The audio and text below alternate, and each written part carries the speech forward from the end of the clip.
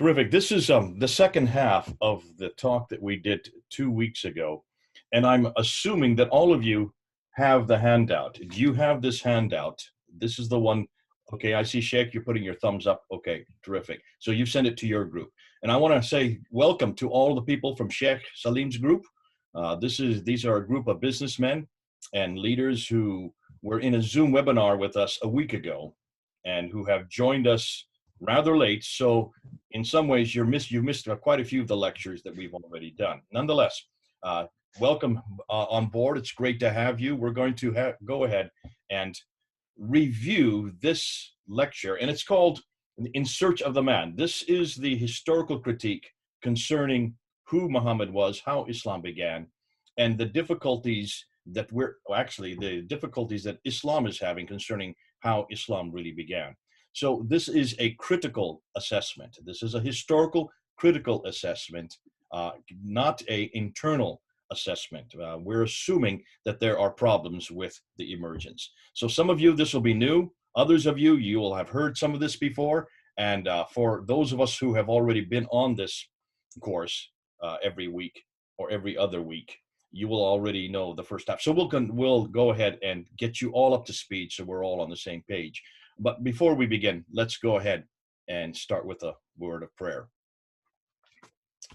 Our Heavenly Father, we want to thank you for this chance during this lockdown to be able to come together, people from all over India and from other parts of the world as well. We want to thank you, Lord, that we can critically analyze Islam using historical criticism, the same kind of criticism that was applied against our book and you as well. And so, Lord, as we unpack it today and we look at this new material that's coming in, we ask, Lord, that we'll be able to use it in our own talks with Muslims and also in our own ministry. We put everything into your hands. In Christ's name we pray. Amen. So let's go ahead and and if you have your handout in front of you, follow with me. I know it's many pages. Many of you may have not one. It's 27 pages. We will be going through the handout to begin with, and then I will jump into the PowerPoint, which I will share with you, so you'll have it on your screen, and we'll follow because the most exciting material is yet to come. Now, let's go ahead and ask, why is it we're even asking this question?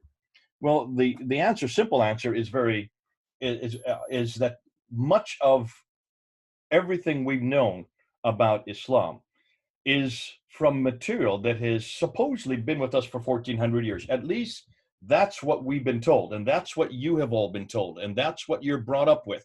That's the only narrative that's out there. There is really only one story that you're taught in all your schools, in all your universities, in our Bible schools, in our seminaries. We're always taught that there is really only one history, and that's the history from the Islamic traditions. So the assumption is, right off the bat, and I'm sure this is the assumption you have all come with, is that Islam is a religion that's been around for 1400 years, since the mid-7th century, since Muhammad, born in 570, died in 632 AD, since he was the one that introduced it. Now, Muslims, I know Muslims will say whenever we bring this up that Islam has always been. Sheikh, you know this. When as a Muslim, you're a former Muslim. People from Islam will always say, no, Adam was a Muslim, Abraham was a Muslim, David was a Muslim, all the prophets were Muslim, Jesus was a Muslim. But as far as from a historical standpoint, and as far as from an academic standpoint, the assumption is that Islam began with Muhammad.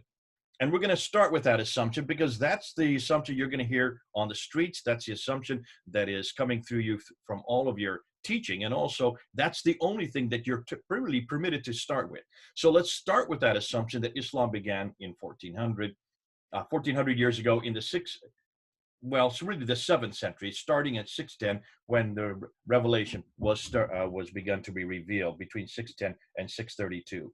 Now, if that is the case, then everything that we know about Islam must come from two sources. And the two sources are the Quran, this book right here, the Quran, and what this book is about. And of course, this book is about God, Allah, but also about his prophet Muhammad. So this is the book that is the foundation for everything that Islam believes, for everything that Muslims believe, I should say, all modeled on the man Muhammad. Again, what we're saying there, therefore, is that Islam is dependent on those two foundations. It's dependent on those two pillars, the book and the man, the book and the man, the book and the man. As are we, not on those two pillars, but we are also dependent as Christians on another book and another man. This book here, the Bible. Which is the bigger book? Well, as you can see, I keep my Bible bigger for a reason, so you always know which is the bigger book. This is our foundation, and this book is about another man, a much bigger man, a much better man, a man who can enter time and space, unlike that man that is in the Quran.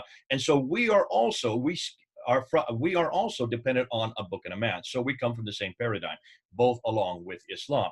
So because of that, we're able to understand them so much better. We're able to understand Islam so much better because we start from that same paradigm. Now, here's the problem, and this is what we're really going to get in today.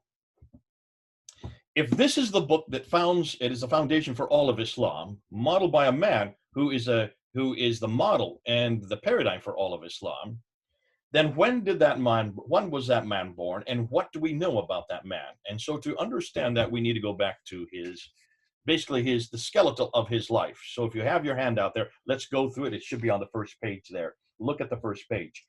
What we know, and this is what we've been taught, and this is what all of you have been taught. I don't know if you have another narrative, let me know. But I've not come across any other narrative but this. And that is that Muhammad was born in 570, that he was living in Mecca. He grew up in Mecca in 610 AD. He was out in the Hira cave, where he was meditating, and suddenly the angel Gabriel appears to him and says, Ikra, which means to recite or to read. And his response was, Ma Ikra, I cannot recite, I cannot read. He was squeezed, and this happens 3 times. Finally, the angel lets him go. He returns back to his wife, Khadija, who is there in Mecca, and then repeats the story to her. She tests him by having him sit on either one of her legs and then disrobing, and she realized that this was an angel, because an angel would not appear to her if she was disrobed. She then introduces him to her cousin Ibn Waraka ibn Nawfal, and he then is the one that underlines and stipulates that truly Muhammad is a prophet. He was a Nestorian Christian, one of the ironies of history. That happens in 610. So from that time on, from 610 up till 622, he receives these revelations known as the Meccan surahs. When you look at the Quran, they are basically everything that's in the second part, this part. This is the first half. This is the second half. It goes backwards, I know. So it's everything that happens in the second half is the Meccan surahs. All right. So he receives those from 610 to 622. In 621, he's woken up in the middle of the night, is told to get on the back of the winged horse called the Burak, and he flies from Mecca up to Jerusalem. And from there, he ascends the 7 heavens to meet with Allah and receives 50 prayers, comes back to the 5th heaven, meets Moses, who tells him to bring it down. And so he whittles it down back and forth between the 7th and the 5th heaven, from 50 to 45 down to 5 prayers.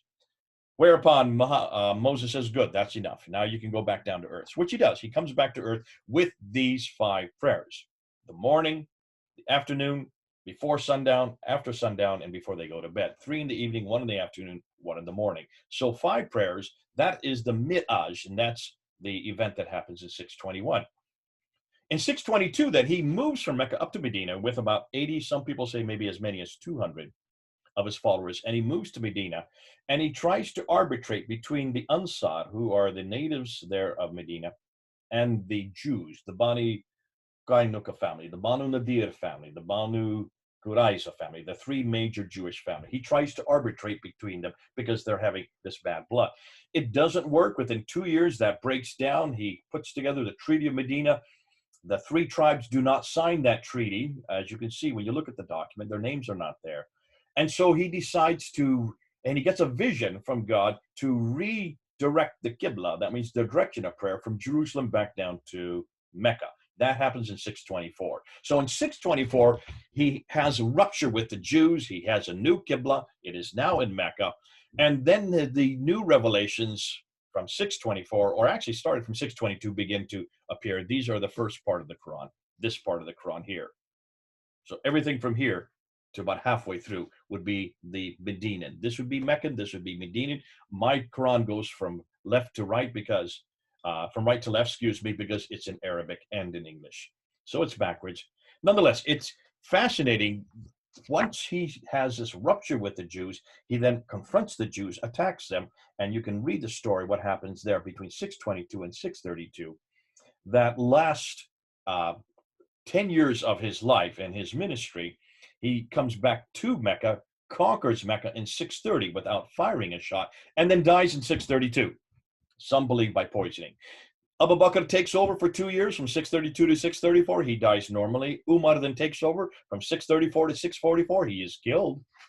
Uthman then takes power from 644 to 656. He is killed. And then Ali, the adopted son of Muhammad, takes over from 656 to 661, the last 5 years. And he is killed. Now, that period from 624 to 661 is known as the Rashidun period. That is known as the rightly guided caliphs. Now, all that I have just told you, everything that I have just told you in the last 5 to 10 minutes, the whole history of Muhammad, when he was born, when he living in Mecca, moving up to Medina, having problem with the Jews, conquering Mecca, dying in 632, Abu Bakr, Umar, Uthman, and Ali all coming after him. That roughly, from 610 up to 661, so about that 50-year period. Everything you've heard, me just saying the last 10 minutes, where does it come from?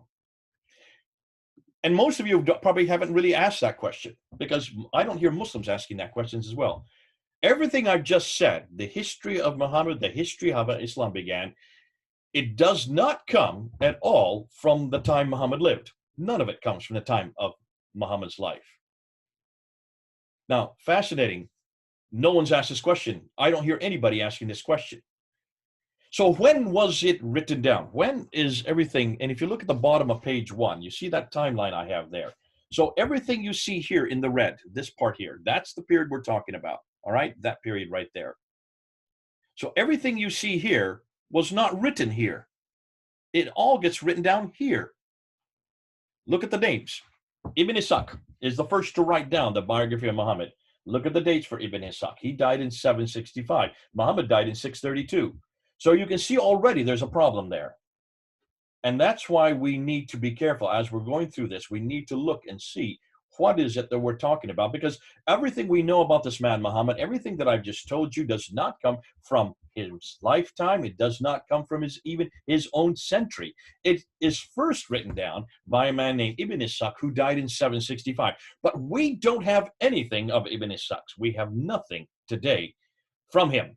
We're dependent on another man named Ibn Hisham. You can see his name right there. Ibn Hisham dies in 833. So that is the 9th century. So all we have concerning who Muhammad was, what he did, what he said, how Islam began, how the Quran was put together, comes from that period, 833. So that is the 9th century for what is happening in the 7th century. And that's the problem. Now, what about his sayings? Because those are even more prolific. Those are much larger in size. The sayings of Muhammad, one known as the Hadith of Muhammad. The biography of Muhammad is the Sirah of Muhammad. Now we're talking about the sayings. Well, the first to write them down, the first to compile these sayings down, is a man named al-Bukhari. He dies in 870. So we're talking about 240 years later. That's an awful lot of years. That's over 2 centuries, 2.5 centuries later. Then we get to, now there's others that come after him. There's Sahih Muslim, there's Ibn Dawud, there's Tirmidhi. These all come after Sahih Bukhari, al-Bukhari. So you can see why we're talking about much, much, much later, 240 years later. Then we get to the tafsir, which would be the commentaries that explain this book, the Quran. Those don't get written down till Al-Tabari is the first to write it down. He dies in 923, so that's the 10th century. 9th and 10th century for the Sirah, for the Hadith, for the Tafsir, and then we have the 4th genre, which would be the Tahriq. And the Tahriq was written, also started by Al-Tabari. Others that write after him, Zamakhshari, Suyuti, Baidawi, others that write the Tafsir after him and the Tahriq after him, but not before him. And they're all post-10th century. So basically what I'm saying is everything we know about Muhammad, about Mecca, about Islam, about the Muslims, about how the Quran was put together, everything we know about how Islam began historically comes from 200 to 300 years later. Does that bother any of you? It should bother all of you. Why? Turn the page. Let's look at Christianity.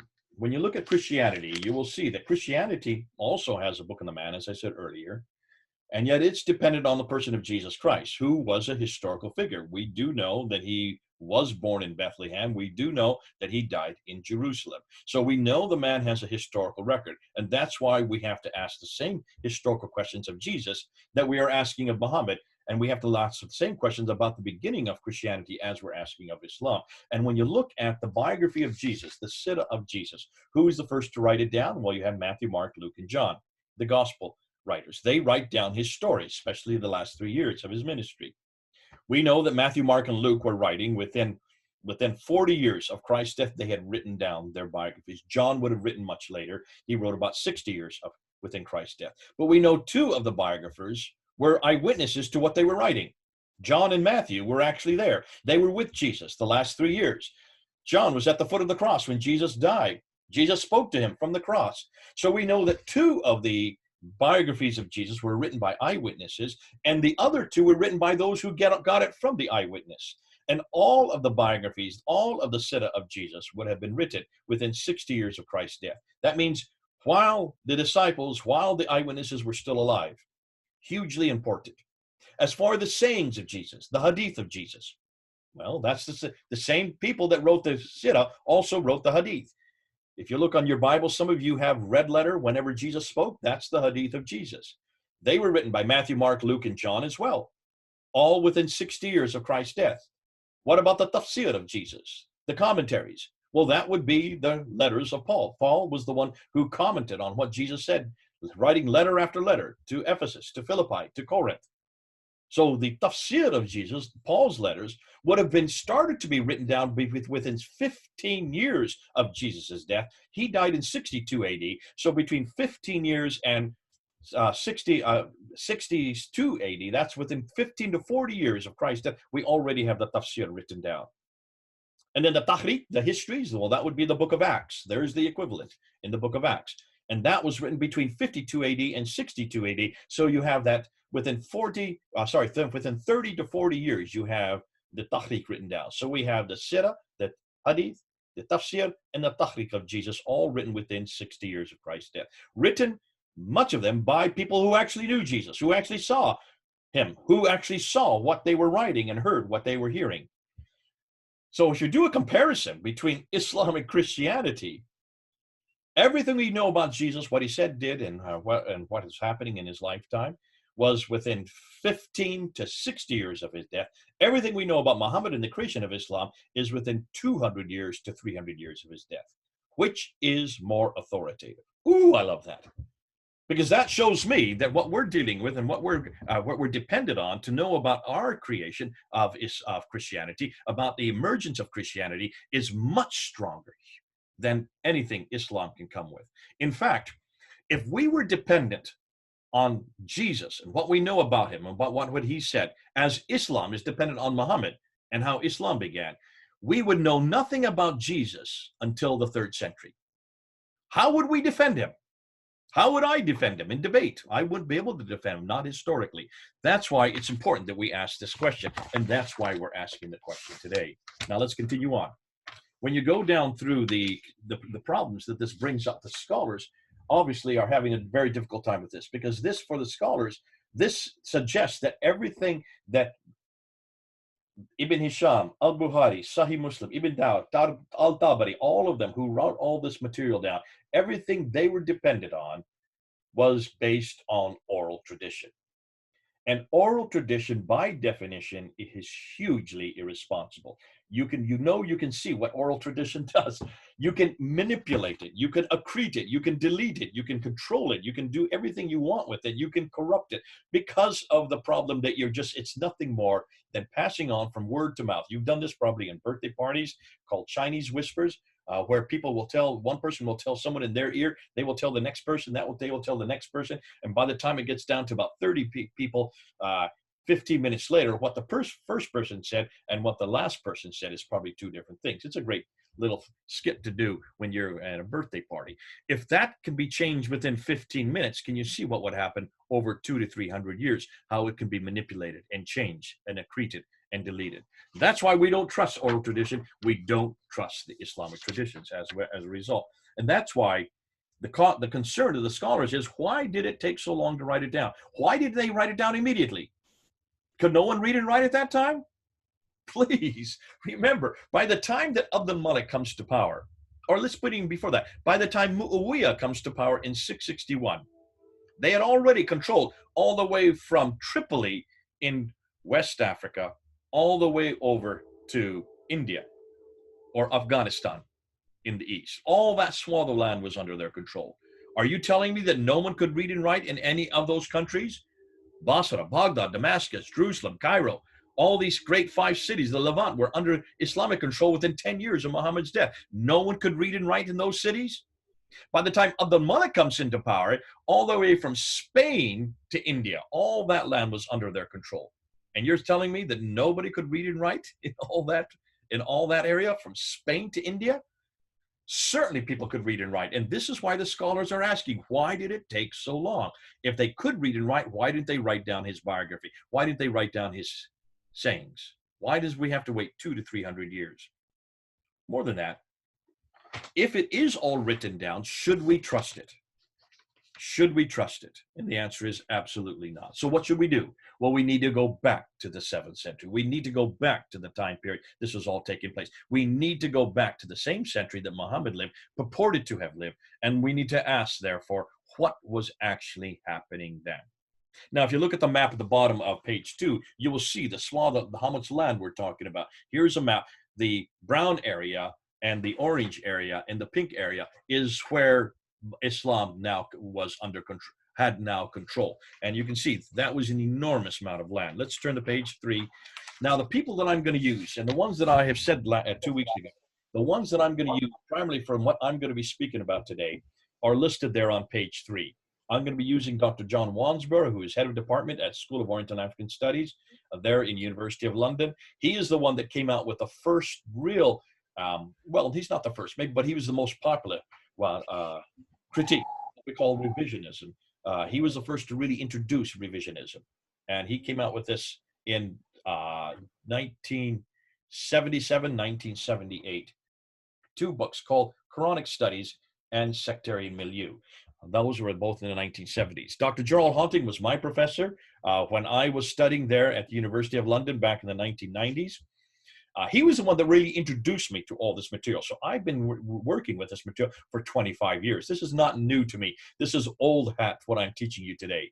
This is all stuff that I have gone through for the last 25 years. And it's the material that I'm working on the most right now. This is where my bread and butter is. This is my signature piece. This is where I love this kind of material.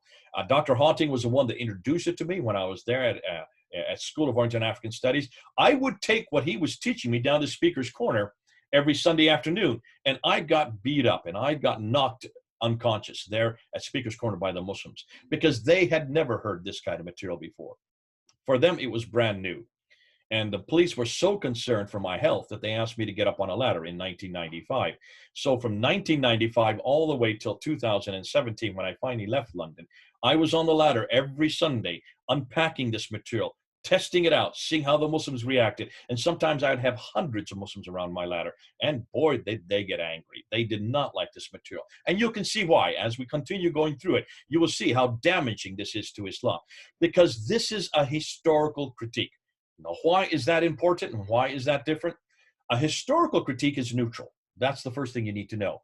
It is absolutely neutral. Anybody can use this material. Anybody can understand this material. You don't have to be a Muslim to understand it. You don't. And this is not a Christian polemic. We're not Christians attacking Islam with this material. This is historical, which means it is academic. More than that, you cannot be called a hate preacher. I cannot be called an Islamophobe for using this kind of material because the questions I'm asking are neutral. These are historical questions. I'm asking simply, who is this man? Where did he live? What was he doing? What was he saying? And in what time period? That's it. That's the historical critique. The book, the man, the place, and the event. We're looking at the time period that all these took place.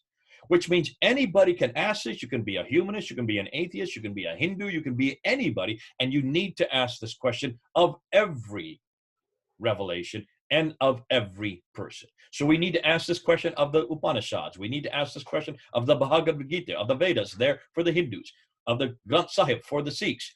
We need to ask this, continue to ask this, because we are the ones that know it the best, because it's been asked of Christianity and the Bible for over 200 years. We are the only ones that understand it better than anybody else as Christians, because it's been part of our own history. Historical criticism is basically biblical criticism. It was started on this book. It was created with this book. Redacted criticism, which I'm going to use today. Source criticism, which I'm going to use today.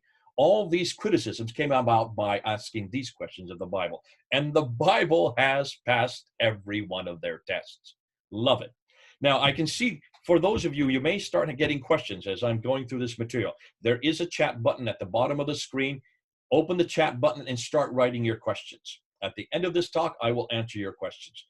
And if I cannot do it live. I mean, I cannot have you speak to me because there's so many of us. There's over 50 of us online right now. It'll be cacophony if all of you are speaking at once. So if you could write your questions as we're going through, I will then go ahead and answer those questions at the end of the hour and a half. So let's continue on.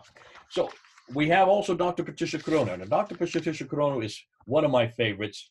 She is from Denmark. She could read and write 15 languages. She was way ahead of the rest of the world. And because of that, she was dangerous for Islam.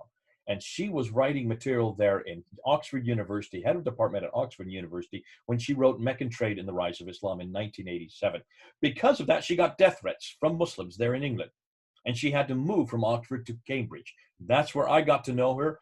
When I started my doctorate, she was my supervisor, my second supervisor, and it was she that actually gave me all my material for my first debate against Dr. Jamal Badawi in 1995, my first debate at Cambridge University. Cambridge University was the first place that this debate had done. That was 1995, 25 years ago. And I gave 10 historical challenges, all of which we're going to talk about today. They're all still in there. That was in 1995 to Dr. Jamal Badawi, considered at that time to be the world authority on the Quran in the English language. And he couldn't even answer one. He had never heard this material before. This was all new to him, absolutely new to him.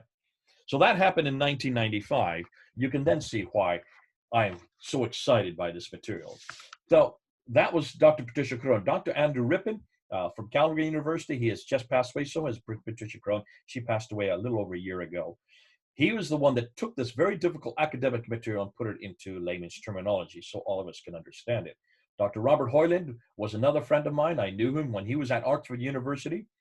He he could read and write 18 languages. These people are linguists. They're amazing, amazing minds, and yet they're way ahead of everybody else, and that's why they're so dangerous.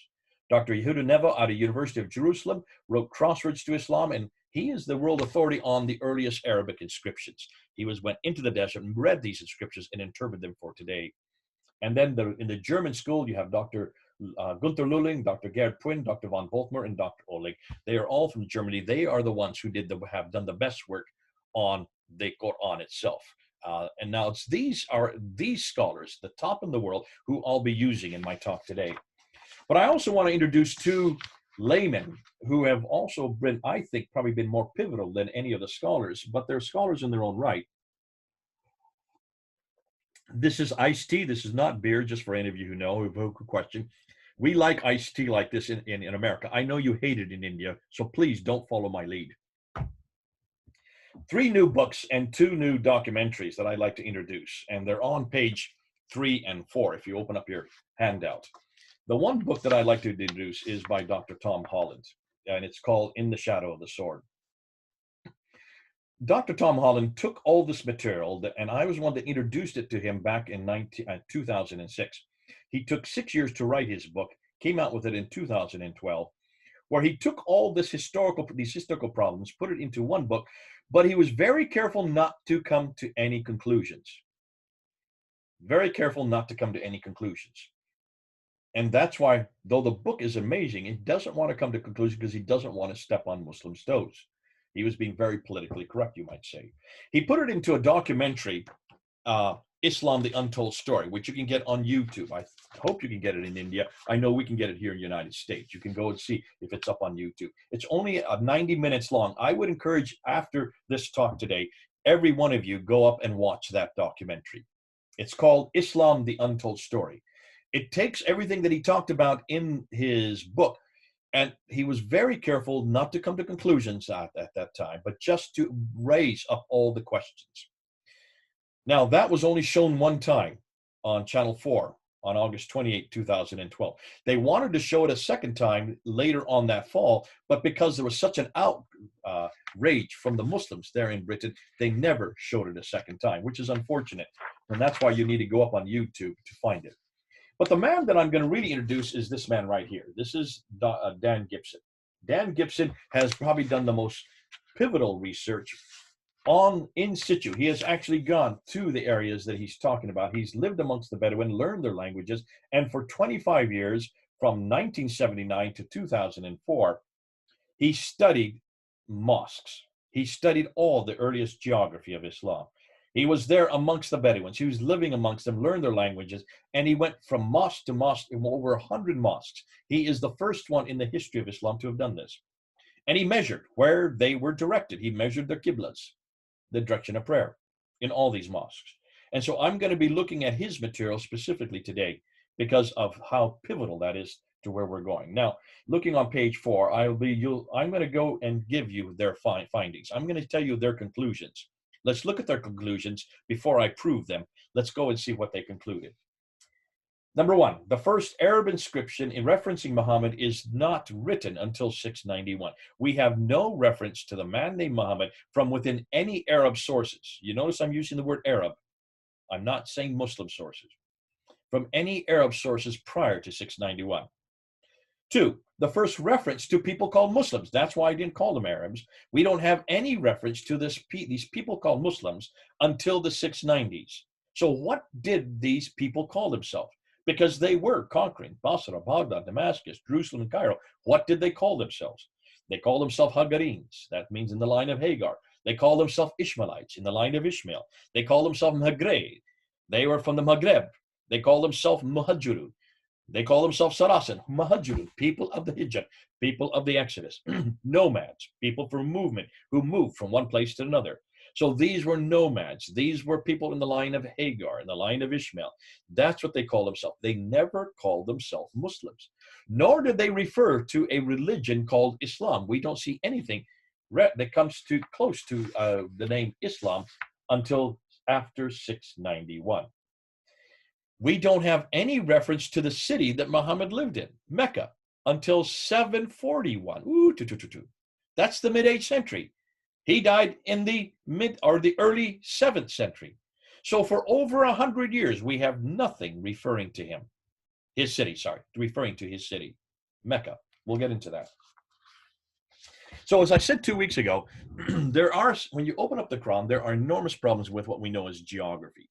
There are 9 places named, though there are 52 different geographical places. Only 9 of them are named, and they're repeated many, many, many times. In fact, we know that 23 times there is reference to these people from Ad, which would be the biblical Uz.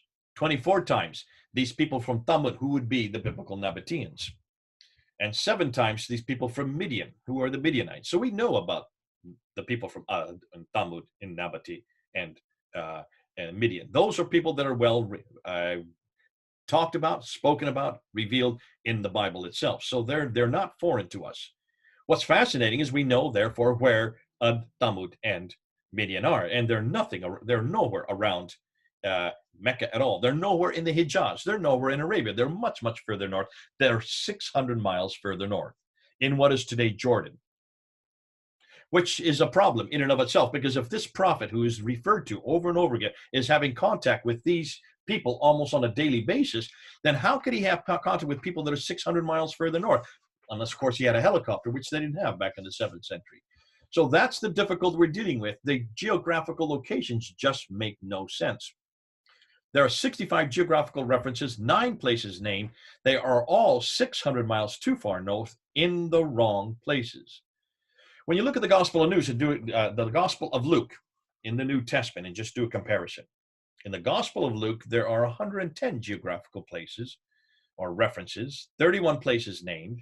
They are all in the right place. They all belong where they are stipulated. And that's the difference when you look at the Gospel of Luke and you just compare it with the Quran. What's more, when you look at the Quran, you will see over and over again, it refers to ideas. It refers to that this is the first settlement, the first sanctuary, point to mankind in Surah 396, that it's the mother of all settlements, according to Surah 6 and also Surah 42, that it's the place where Adam and Eve were sent down to, according to Surah 7. It's where Abraham lived. That's in 1900 BC. That's according to Surah 21. We know that it's also where Muhammad was born and where he lived and grew up. We also know is where the Qibla was when Rida was repositioned back in 624. That's in Surah 2. Yet in every case when we hear about this place, Mecca's name is not given. It's all inferred by the translators, by those who have translated the Quran to mean Mecca, and that's why they have to put it in parentheses. Mecca is only referred to once in the entire Quran, and that's in chapter 48, verse 24. You don't find Mecca anywhere else, proving that there is a problem here. Why is it, if it's such a great city, if it's such an old city, if it's the oldest city in the history of mankind, if it's where Abraham lived in 1900 BC, if it was the center of trade north, south, east, and west, then why is there no reference to it in any manuscript or any inscription? Why is it that even in the Quran, it's only mentioned once? Put that under your hat. Let's continue on. Page 6. We're going through this very quickly because most of you have heard this. It's just the new ones who haven't. Look at the maps that I have on page 6. Take a look at them. And these are trade maps that you have from the 7th century, the 6th and the 7th century. And you'll notice when you look at the trade maps, take a look and see if you can find Mecca on them. There is no reference to Mecca on any of these maps. These two at the bottom are actually from the 7th century. Take a look on page 7. 1, 2, 3, two other maps. These are both from the 7th century. Now, all the other cities are there. You can see Taif, you can see Yathrib, you can see Khaybar, you can see Tabuk, you can see Gaza, you can see Sana, Najran. You can see all these places on these maps, but you cannot find Mecca. The most important city, the one city that should be on all these maps, is not there. So when is the first time we see Mecca referred to on any map? Not till 900 AD, not till the 10th century. We have no reference on any map of Mecca until the 10th century. You've got a problem with Mecca, and that's why we need to zero in on Mecca.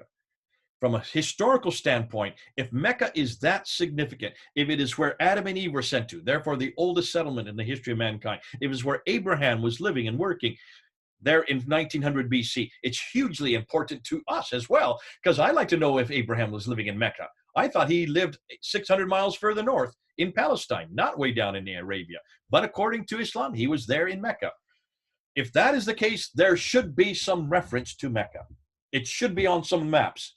It's not. Now, what's more, we have the trade route theory introduced by Montgomery Watt. Dr. Montgomery Watt introduced this way back in the 1800s, and he talked about the fact, and if you looked at the bottom page here, you can see it right here, that there were two great empires in the 7th century. You had the Byzantines and you had the Sassanids. The Byzantines were Christian. The Sassanids were they were Persians, Zoroastrians. Byzantines were Christians. Sassanids or Sasanians were Zoroastrian, and they controlled that part of the world substantially. And so the trade normally would go from coming from your side, from India and China, even further west or further east. They'd be coming west. Am I going west? I can't tell because everything's backwards now. I have to do everything backwards looking at you. So I'm assuming, just assume, if I'm wrong, then help me switch. Let's just say India and is the east. Is this the east, Sheikh? Is this the east and that's the west? Or is it this the east and that the west? That's the east. Okay, from looking from your standpoint. So over here is India and China, and this is where all the trade is coming from. It's got to get over to the Mediterranean. So look at the map down there. You can see, in order for it to get over to the Mediterranean, they couldn't go north because there you have the Hindu Kush and you have the Himalayas. So they had to come to the western coast of India, and they had to go across the what we know as the Arabian Sea over into the Persian Gulf. And you can see the black arrows here. They had to go across over here into the Persian Gulf, up through the Persian Gulf, and then over across what is today Jordan and Syria over into the Mediterranean. And that was the trade, and it had been like that for centuries. But then the Sassanians and the Byzantines started warring against each other from the 5th century on. And as they warred, they then were shut down that trade. So as they shut down that trade, they had to redirect the trade. And what Montgomery Watt said is that trade then went to the south, went across the Arabian Sea, down here to Aden here in the south, and went right across the desert all the way up to Gaza in the north. So it went from Aden to Najran to Sana'a to Taif, down to Mecca, then back up to Yathrib, then up to Khaybar, Tabuk, and then up to Gaza. That's what Montgomery Watt suggested back in the 1800s. That is known as the trade route theory. Now, Dr. Patricia Corona looked at that theory. We're now on page 8. And she noticed, if you see this map here on the top of page 8, she noticed that when you get up and you follow that trade route from Aden up to Gaza, that it has to make a detour down to Mecca.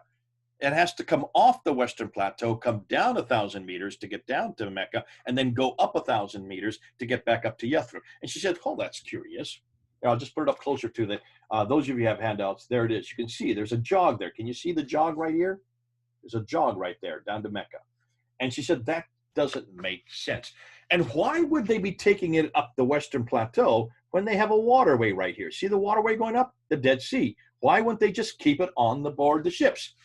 It would make sense since you're already on board ship coming from the west coast of India. You're coming across the Arabian Sea. Why would you take it off the ships there at Aden and go 1,250 miles by land when you have a waterway that you can use? It's much cheaper to go by ship. Even today, it's cheaper, is it not?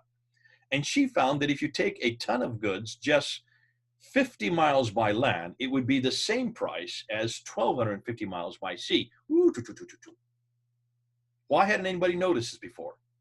Why had this Danish woman there at Oxford University noticed that something that no one else had noticed for 1,400 years?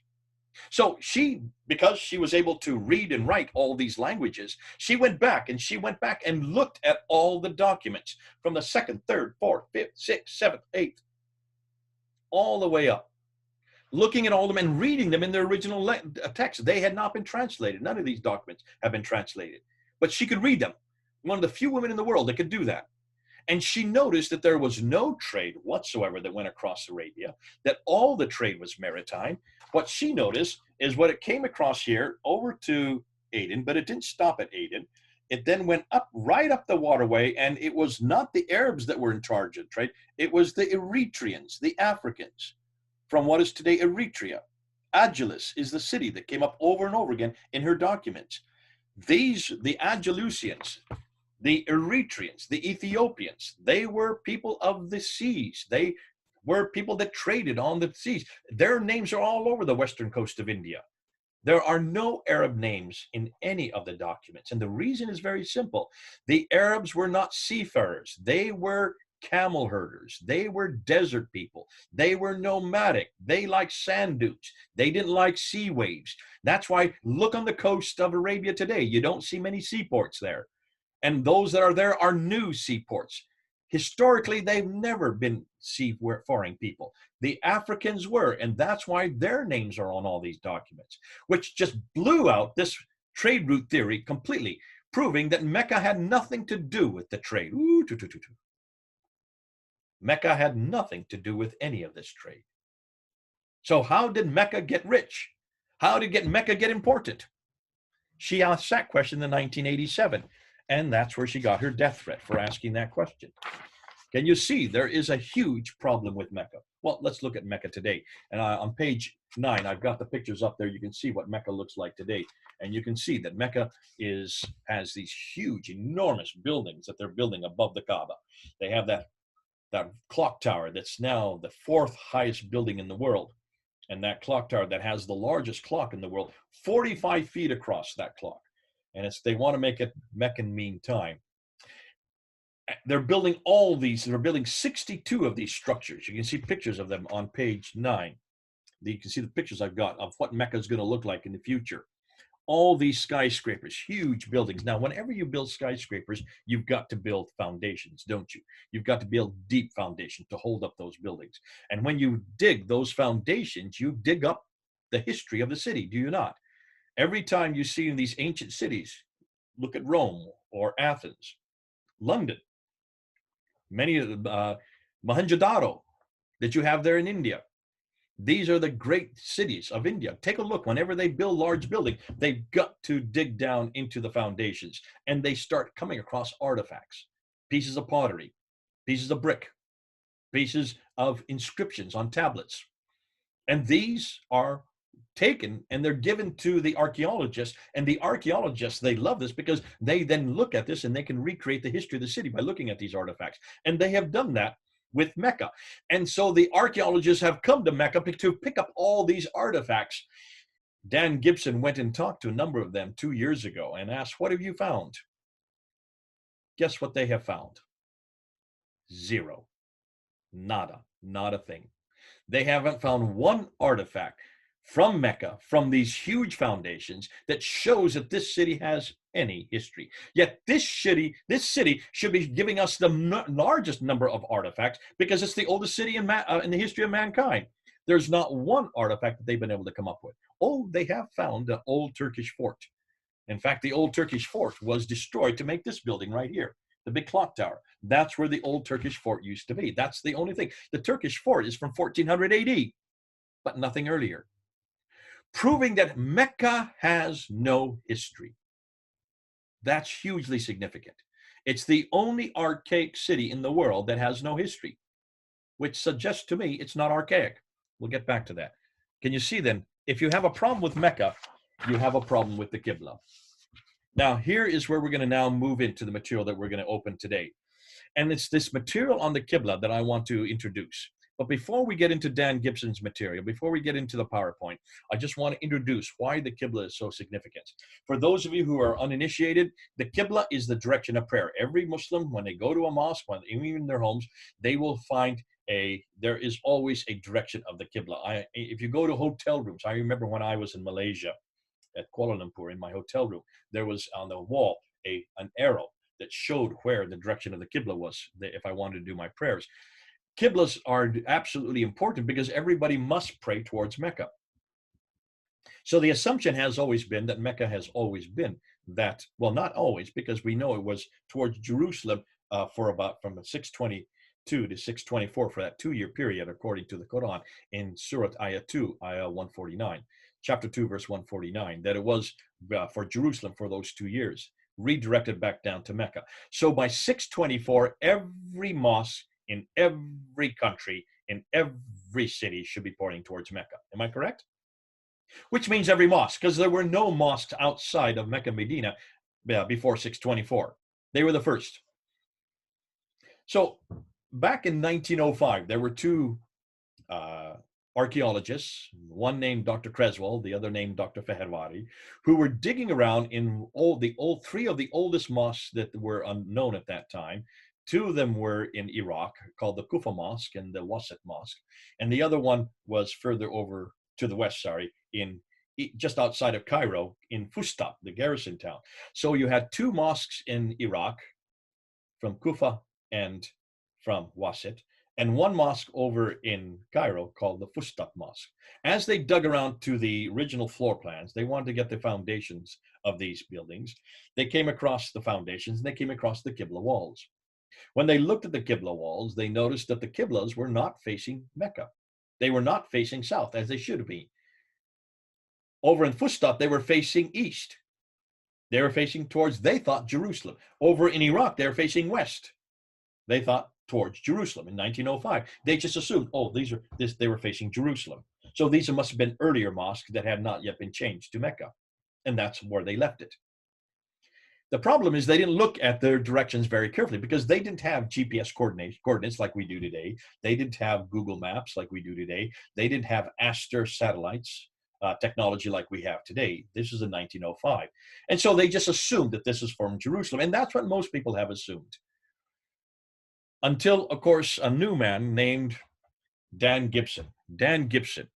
And here's where we're going to introduce our material today. So I'm now going to go to PowerPoint. I'm going to share a screen with you. You're all going to see my PowerPoint. So you're going to say goodbye to me, and we're now going to go to the new material that we want to introduce in today's talk. And this is known as In Search of the Man. And what I want to do is I want to go back down to this man, Dan Gibson. You all have this on your handout, so you'll know what I'm talking about. Let's just start from here so we can see what we're looking at. You can see when you look at this, there's the map of the Wasit and the Kufa Mosque on the east and the Fustat Mosque in the west, pointing to what they thought was Jerusalem back then. But you can see they're not facing Jerusalem, and they certainly are not facing Mecca, way down to the south. So what are they facing? Well, let's go ahead and see what we do know. And let's go and ask. We also know of a document that was discovered written in 705, written by Jacob of Edessa, and he says this: so from all of this, it is clear that it is not to the south that the Jews in the Maghreb was the name for the Muslims at that time. They didn't have the word Muslim that early. Here in the regions of Syria pray, but towards Jerusalem of the Kaaba, the patriarchal places of their races. Dan Gibson decided to do some introductions, do some studies, and so he wrote a number of books. One was called Chronic Geography in 2011. If you have a chance, get that book. You can get it in PDF form. It only costs $15, and you can pull it down in PDF or get the book itself. He spent from 1997 to 2004 doing his research in Jordan, in Yemen, as far away as Morocco, living amongst the people and actually unpacking all this archaeological evidence. And then he came out with this book called, that you see there on the screen, Early Islamic Qibla, just in 2017. And this is the one that has blown open everything. In 2017, he then showed the 100 Qiblas, or the 100 mosques, and he noted that all of their Qiblas, well, let me just not say all, most of their Qiblas were not facing Mecca. So let's look and see what he's found. And this is where I'm going to look at not all 100 of them. We're just going to look at the most important ones. So let's take a look and see what we have found. Now, how did he find the Qiblas? Well, there's an awful lot of writing on this page. I won't go through every of it. He did not use Google Earth. Muslims have always claimed that he used Google Earth, and Google Earth is not accurate enough. Google Earth does not take into account the curvature of the Earth. So therefore, it is not accurate enough to use. He used Advanced Thermal Emission and Reflection Radiometer, known as ASTER, which takes pictures, 260,000 photos every 2 days with reference points just 96 feet apart. That's how accurate it is. Comes out of Japan, and he used the ASTER satellites to do all of his designations, to do all of his calculations.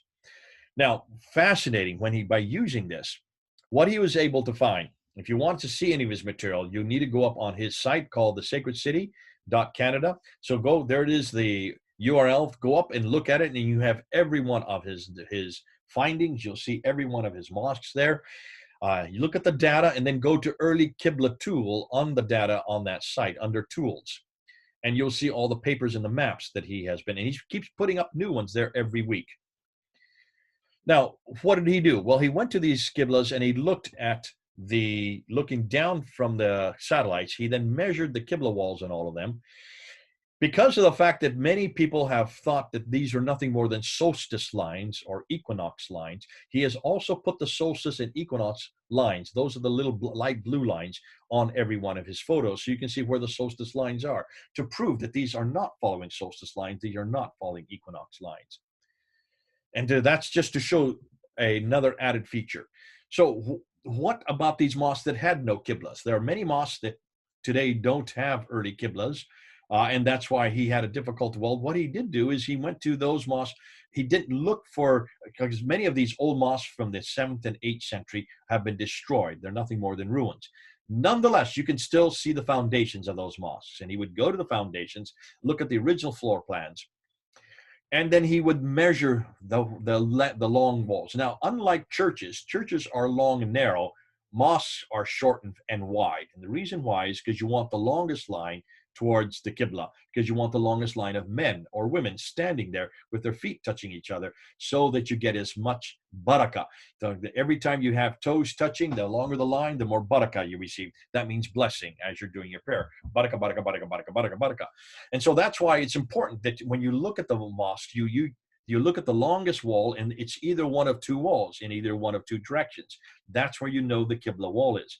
Or you look for the mihrab, the niche in the Qibla walls. But the earliest mosques did not have mihrabs. That was only introduced in the 8th century. So the 7th century mosques would have not had mihrabs. They only have Qiblas. Now, there are some like this one that I have there pictured called the Qiblatain Mosque, which means the mosque of the two Qiblas. That was the mosque that many people would always question. If you look at the green area, the present day mosque, it's facing Mecca. And so people always question why it was called Qiblatain, the mosque of the two Qiblas, until 1987, when they were doing some excavation to clean up this mosque. As they were digging down in the eastern wall, they came across a whole nother structure. And when they uncovered it, they found a new Qibla, a new mosque, a new foundation. And the Qibla for that mosque is the red arrow facing almost the entirely separate direction. That mosque is not facing towards Mecca. It's facing a completely different way. It is in Medina, so it should be facing south. It's not. It's facing north. We will show you where it's facing in just a bit. But just to show you what we're dealing with and how this works. There you can see a better picture of it. Now, looking and seeing where it was facing, should it have been facing Mecca? It's not. It's facing up north. So what's it facing? Well, if you look at a line, it looks like it's possibly Jerusalem. And so many people have always assumed it was facing Jerusalem. This is one of the earlier mosques before 624 when they were all directed. What's fascinating is take a look what it also is going over, the city of Petra. So let's come back to that. We'll come back to that in just a bit. Now, another mosque that was uncovered was the great mosque of Guangzhou. Now, that mosque is still standing, and it was built in 627. Now, that's curious, 627. Muhammad would have still been alive at that time. Am I correct? Of course. This is in China. Guangzhou, that is the name for Canton today, just north of Hong Kong. And that mosque still exists. It still sits there. It was built in 627. And take a look at the 4 dials at the bottom. When you look at those 4 dials, those are the directions towards, the one on the left is the actual mosque direction. The one next to it is how far it's off from Petra. The one after that is how far it's off from Mecca. And the one after that is how far it's off from Jerusalem. And you will see that it is within 2.81 degrees of Petra. It is for 4.86 degrees of Jerusalem, and it's 7.11 degrees off from Mecca. So obviously the closest direction would be Petra. Thousands of miles away, and it's only 2.8 degrees off from Petra. So the closest Qibla would be Petran Qibla. So that's Qibla number 1. Okay, we're going to look at 4 Qiblas. This is Qibla number 1.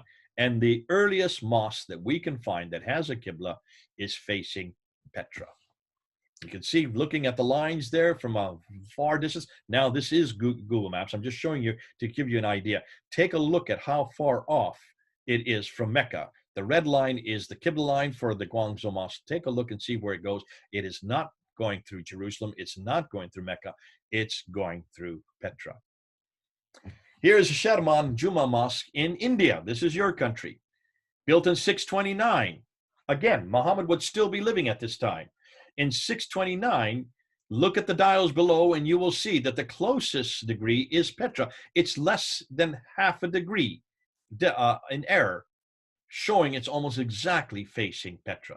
Not Jerusalem and certainly not Mecca. It's 75 degrees off from Mecca, proving how close it is to Petra. 629 AD. Here's the Jami' Hama al-Kabir Mosque in Syria in 637. Again, look at the degree. It's less than a degree off from Petra. A degree of error is Petra. It's 25 degrees off from Mecca. So it's obvious that this is facing Petra, not Mecca. The Fustat Mosque in Egypt, 642. This is the one that Fehravardi and Creswell found.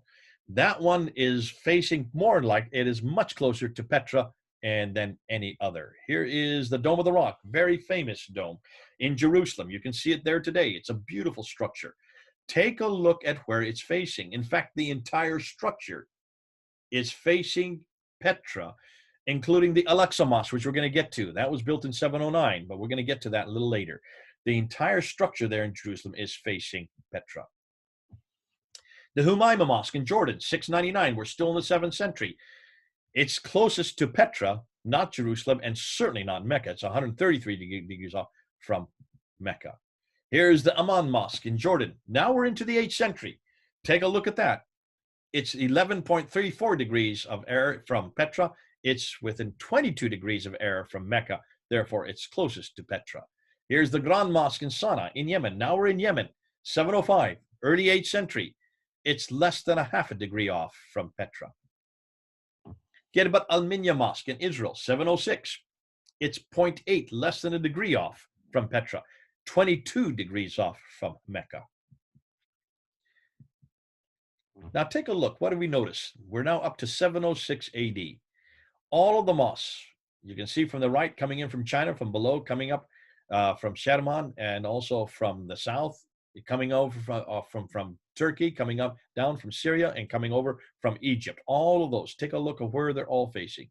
Where are they all going? They're all coming to Petra. That's how accurate all of these mosques are. Thousands of miles away, and yet they're all facing Petra. Here you have Medina, China, India, Syria, Egypt, Israel, Jordan, Yemen, and Israel again.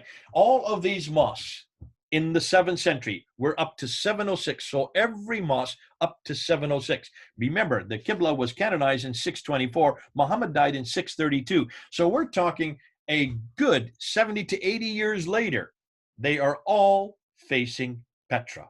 Not one of them is facing Mecca. So that's Qibla number 1. There you can look and see that all the 17 Petran Qiblas, except for 2, fall within a 45-mile dotted circle, proving how accurate they were. This will become important later. There's all the Qiblas facing Petra. So I'm going to show you this map. I'll show you 3 more coming up. There you can see where all the Qiblas are, all facing Petra, not Mecca. And then in 706, a new direction came up, and this is known as the Between. It was first started with a mosque named the Wasit Great Mosque in Iraq. Wasit means between or in between. This is a Qibla that is not towards Mecca. It's not towards Petra. It's exactly in between. There you can see the mosques that we are going to find for in between. Notice there's nothing there. There are no cities there. There is no rock outcroppment there. There's no mountain there. They're just sand dunes. So why are they facing this location? Halfway in between Petra and Mecca. You're going to see why. But this is known as the Between Mosques.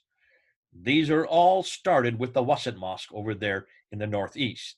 The Wasit Mosque was controlled by Al-Hajjaj, the governor of Iraq under the Umayyad Caliph Abdul Malik.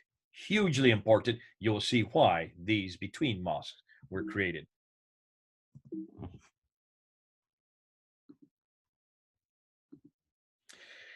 There is the Masjid al-Tariq in Iran, 708. It's facing Petra, not in between. It's back to Petra again in 708. Here's the Al-Aqsa Mosque in Jerusalem. Remember I talked about Al-Aqsa Mosque there on the Citadel, right in front of the Dome of the Rock? It's facing Petra. That's why we know the Dome of the Rock is facing Petra, because when you look at the Citadel, you will see the entire Citadel, both with the Al-Aqsa Mosque and the Dome of the Rock, are all facing Petra, not facing Mecca. Here you have a Jami al-Umayyi al-Kabir Mosque in Damascus, 709, 8th century. It's in between. There's the second Qibla. The Qibla al-Mafjar Mosque in Jericho. It's facing Petra, back to Petra again. Here's the Anjar Mosque in Lebanon, 714. It's facing Petra. You can see very clearly that it's much closer to Petra than it is to Mecca. The Mosque of Umar in Syria, 721. It's facing in between. 721. We're almost 100 years after the canonization of the Qibla, and still not one mosque is facing Mecca. Here's the Hayr al-Kharbi Mosque in Syria, 726. We're now over 100 years after all the mosques were supposedly have been facing Mecca in 624. We're now in 726, over 100 years later, and this one's facing in between. It is this mosque, 727. This is the first mosque that has been found that's finally facing Mecca. Look at the date, 727. So this is Qibla number 3. Qibla number 1 is Petra. Qibla number 2 is in between. Qibla number 3 is Mecca.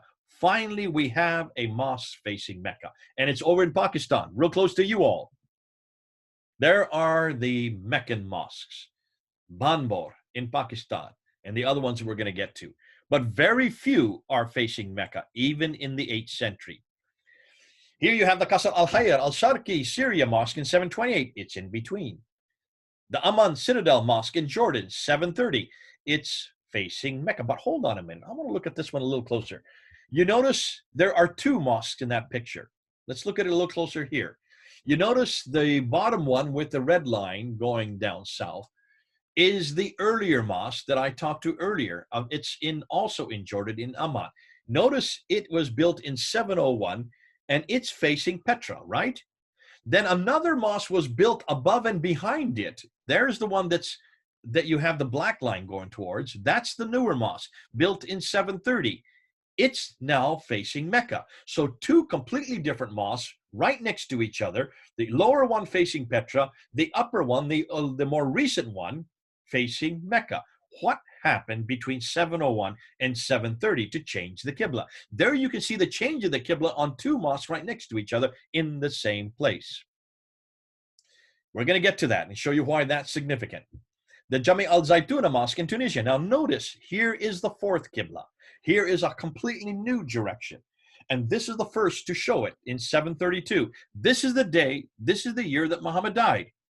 So this is the same year that Muhammad died. We get a first mosque that is not facing Mecca, not facing Petra, not facing in between. It's facing parallel. What do we mean by that? Take a look at this map here. All of the mosques that are built in North Africa or in Spain are on a parallel line straight south that parallels the line between Petra and Mecca. So why are they not facing Petra? Why are they not facing Mecca? Hold on. I'll tell you the reason. And it has to do with politics. It has nothing to do with theology. It has nothing to do with geographies per se. It has to do with politics. But hold on, we'll get to that. So here you have the Baalbek Mosque, 740, well into the 8th century. It's in between. You notice that. Another one, the Mushta Mosque in Amman, Jordan, 743. It's facing Petra. Here's the Haran Mosque in Turkey, 744, mid-8th century. It's in between. The Qasr Uqaydir, the Kufa. There is another one in Kufa, Iraq, 764. It now is facing Mecca. It's facing the right side, but look at the dates. The Ribat Fortress in Tunisia, that's North Africa, 770, so it would be facing parallel. The Sahiramda Bohar Amman Mosque in 771. We're not quite sure, but it looks like the Qibla is closest towards Petra. It's certainly not Mecca. It's within a degree of Petra. The Sumail Omani Mosque in Oman, 771. We're still not sure of the date on that one. It's facing Petra again in Oman, down in the Hadramaut area. Here's the Raqqa Mosque in Syria, that made famous by ISIS. This is the Raqqa Mosque. It's still standing, built in 772. It's facing in between. Remember, it's from Syria and Iraq, where Al-Hajjaj had control of these mosques. The Bibi Samarkand Mosque in Uzbekistan, way over in Uzbekistan, 773. We think it's 773. It's facing Petra. The Cordoba Mosque in Spain, because it's North Africa, it's parallel. The Jami Uqba Ibn Nafi Kirwan in Tunisia, again, North Africa, it would be parallel. 836, we're in the 9th century. So, note, there were 4 complete Qiblas. The first Qibla up till 706 were all facing Petra. The second Qibla was the in-between. There are 8 of them. The third Qibla, Meccan Qiblas, don't get introduced till 727. There are 10 of them. And then there are 6 parallel Qiblas over in North Africa in Spain. So the Qibla was not finalized towards Mecca until 876, the late 9th century. That's 250 years too late. What's going on? Well, I can see it's it's about quarter till 9 o'clock your time. We're going to take a quick break there. We're going to have about 5 minute break, and then we're going to come back and we're going to get it. I'm going to stop sharing here so that we can go ahead. And I can see a lot of you need something to drink. You'll need to get some tea and coffee. So let's go for 5 minutes, and we'll come back in 5 minutes and start up again. And then we'll show you why all these qiblas are not facing Mecca. Ooh, it's great stuff. But we've got to show using historical criticism. We've got to show looking at the evidence that's on the ground. See you in 5 minutes. This is Jay. Now, before we get into the PowerPoint, going back to the PowerPoint, I just want to show you the books. Here is a Nabatean. This is the first book that Dan Gibson wrote in 2003. Yeah, you can get on Amazon. You can get this one also. You don't have to get it on Amazon. You can get this right from Dan Gibson. This is Chronic Geography. You can also get this in PDF. This is put out in 2011, and this is the one that really blew open the whole problem with geography. But this is the book that I would recommend you get, called Early Islamic Qiblas. And this is the one that you need to really unpack. It has lots of pictures, full of pictures with all the mosques, all the different qiblas in the different directions. And it's the one we're going through right now. So go ahead and get those books if you can get it. Those you can also get on Amazon. And I'm assuming you can get Amazon okay there in India, especially during this lockdown.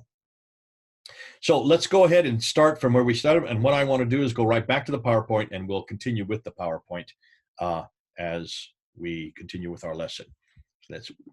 So remember, we stopped with this thing. We talked about the 4 qiblas. So let's ask the question whether or not there's Qibla 1, the Petra Qibla, up until 706. There's Qibla 2, the between qiblas. Why are they between? Why are they all facing very accurately within 1 degree off, right there halfway between Petra and Mecca?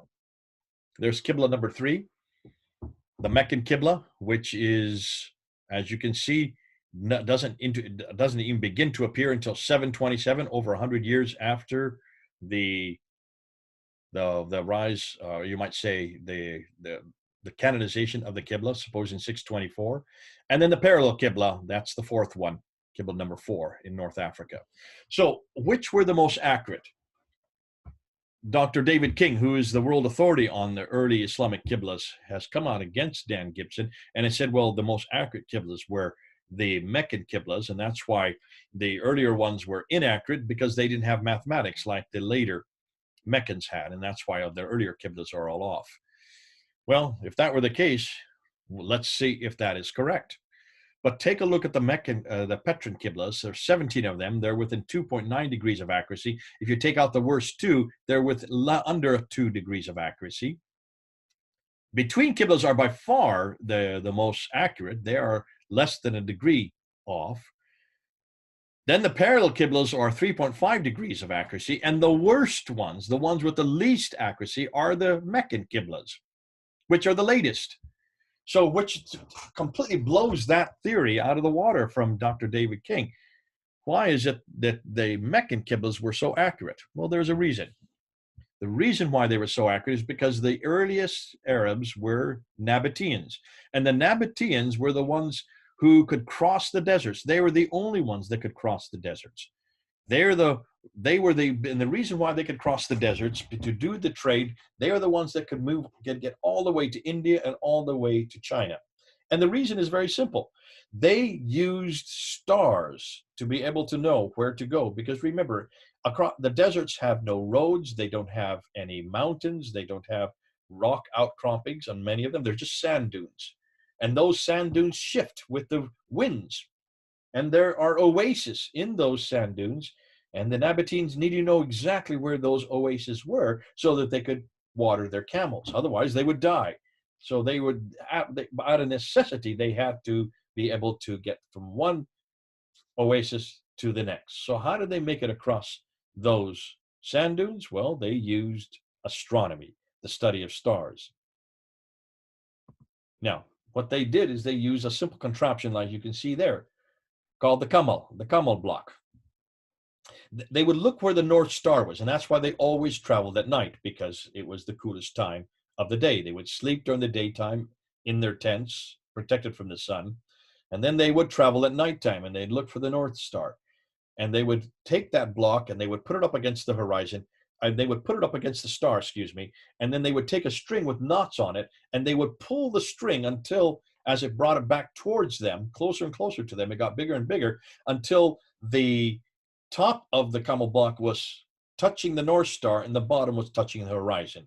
Once it stopped right there, where it was then between the North Star and the horizon, they would look and see how many strings there were, how many knots there were on the string, and they knew exactly how far they had to go in either north or south. What they would do then is they would, because it could be tens or hundreds of thousands of steps going north or south, and you would lose count. So what they would do is they would recite poetry. And they knew that if it's 100,000 steps in this direction, they knew that they would have to use this poem, and they would recount the poem, and they would sing and chant the poem as they were walking. And as soon as they got to the end of the poem, they knew that they had come to the destination where they needed to change directions. So they would probably then have to go east or west. In order to go east or west, they had 32 different stars on the horizon that they knew. And these are the stars that were used, much like a compass that we have today. So let's take, for instance, they needed, let's say they went 100,000 steps going that piece of poetry to north.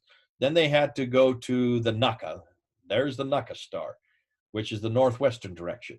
They would have to go 25,000 steps in towards the Naka direction. So they got a whole another piece of poetry, another poem, and they would recite that so many times. And after they'd done it so many times, they reached to where their destination. And then they needed to go towards another star, Altir, in the eastern direction. And they had to do that 125,000 steps. And they recite another piece of poetry. And by doing that, they got exactly to the right destination, to the right oasis where the water was, and they survived. And that's how they were able to get across the desert, using stars, either north, south, or east or west, and an awful lot of poetry. What's fascinating is, even today, those camel herders still use the same method. Dan Gibson found them, and he found that they were still using poetry, and that's why they love to recite poems, because it was their survival. If they didn't get the right number of steps using the right poetry, they would die of thirst. Now, why Petra then? Why are all these mosques facing Petra? Why was it the center of trade? Well, it was the sanctuary for the Nabateans. The Nabateans, these were these traders. The Petra was the center of their kingdom. Now, they didn't have a kingdom. They didn't have any borders. They were traders, so they were all over the world. But their sanctuary was Petra. And during the Umayyad dynasty, Petra was also the sanctuary for the Umayyads. The Umayyads had their tombs and temples there. Remember, it was the Nabateans who then became the Umayyads. The Umayyads are descendants of the Nabateans. And it's the Nabateans that gave us Arabic. It's the Nabateans that give us the name for Allah, the name for God. Allat and Al-Uzza are Nabatean goddesses. So all of this comes from the Nabatean sect, from the Nabatean era, and from the Nabatean people. Now, Mecca is missing when you look at these maps. You notice Mecca there, but take a look what is on all these maps. Petra is in all these maps. Petra was a center of trade. There's Petra, circled in red.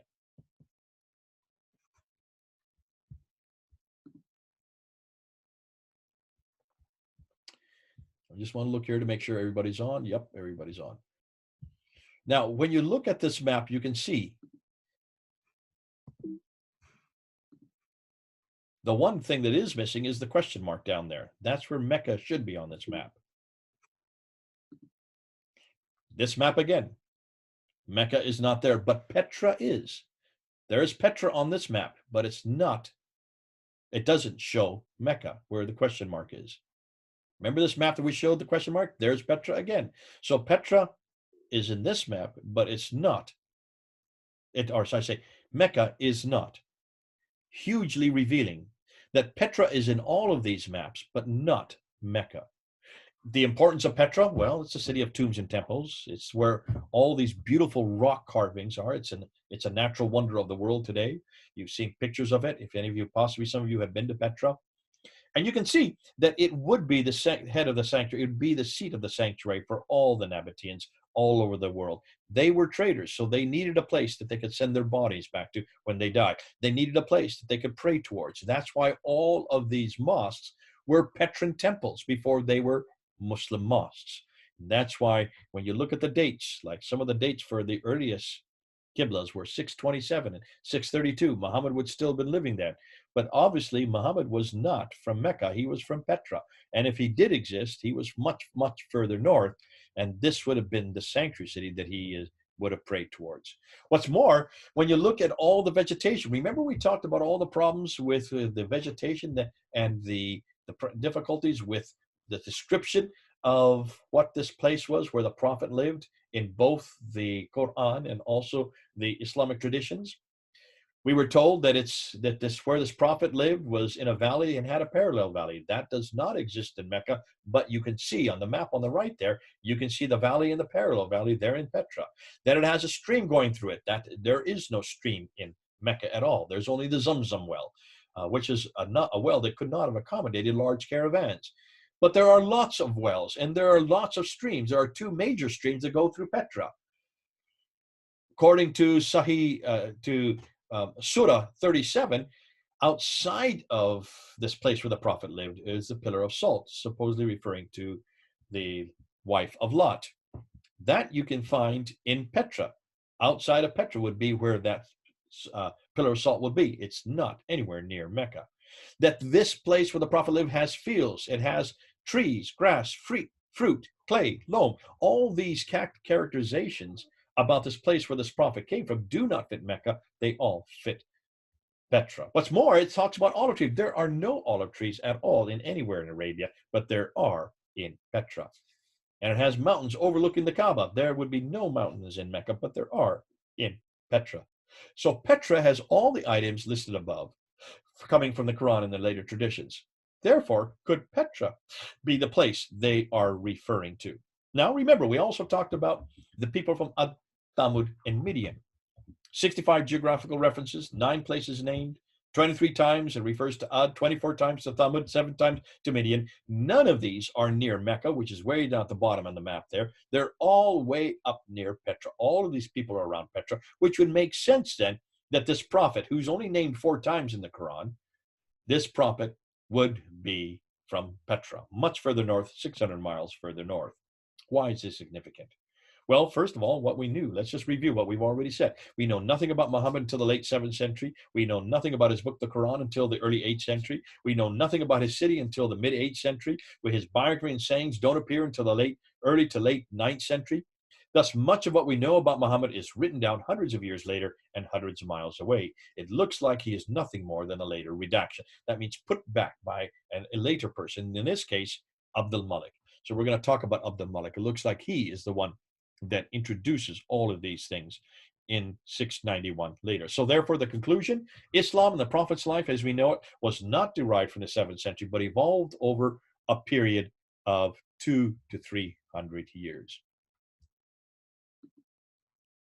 Let's then go and let's ask this, what we know. Questions we still need to ask. Why are there no Muslim sources for 200 years? Why do the claims they make not fit the 7th century historical record? Why are the geographical references so few and confusing? And why do they all seem to fit an area much further north? Well, possibly because doesn't even suggest that there was no vegetation. Obviously, this would not fit Mecca. Much more so than that, Mecca is not on the trade route. It doesn't even appear till 741. It's not on any map until 900 AD. So all these Qiblas, why are they facing Petra for the first 100 years? Well, at least up until 706.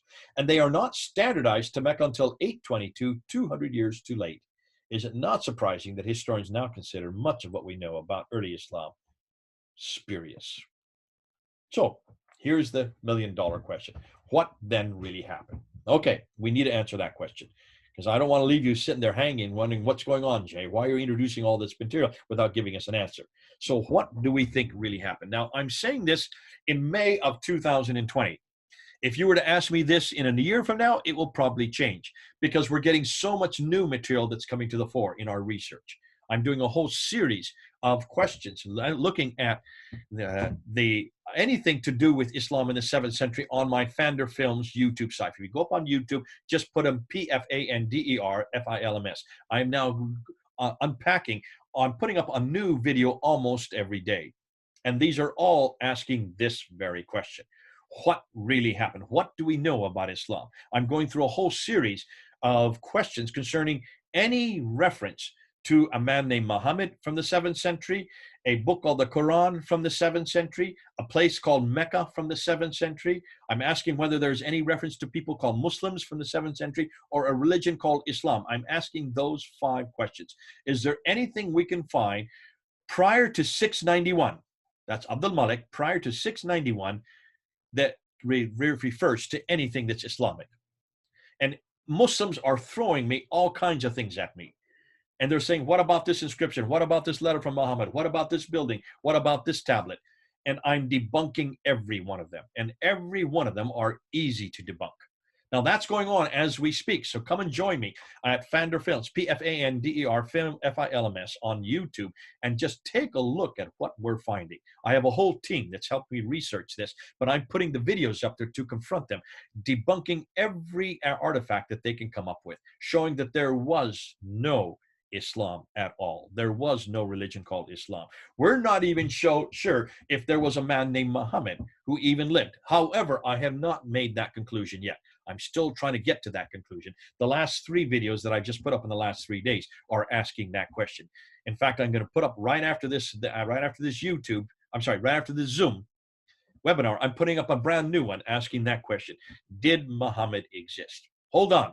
Wait till you find out what we're finding. But that's all going up as we speak. So in order to make sense of all this, this is what we need to say. What we do know is this, and this we get from the later traditions. These are the Islamic traditions that appear in the 9th and 10th century. And what they tell us that there was a man named Abdullah ibn Zubair who lived in Petra.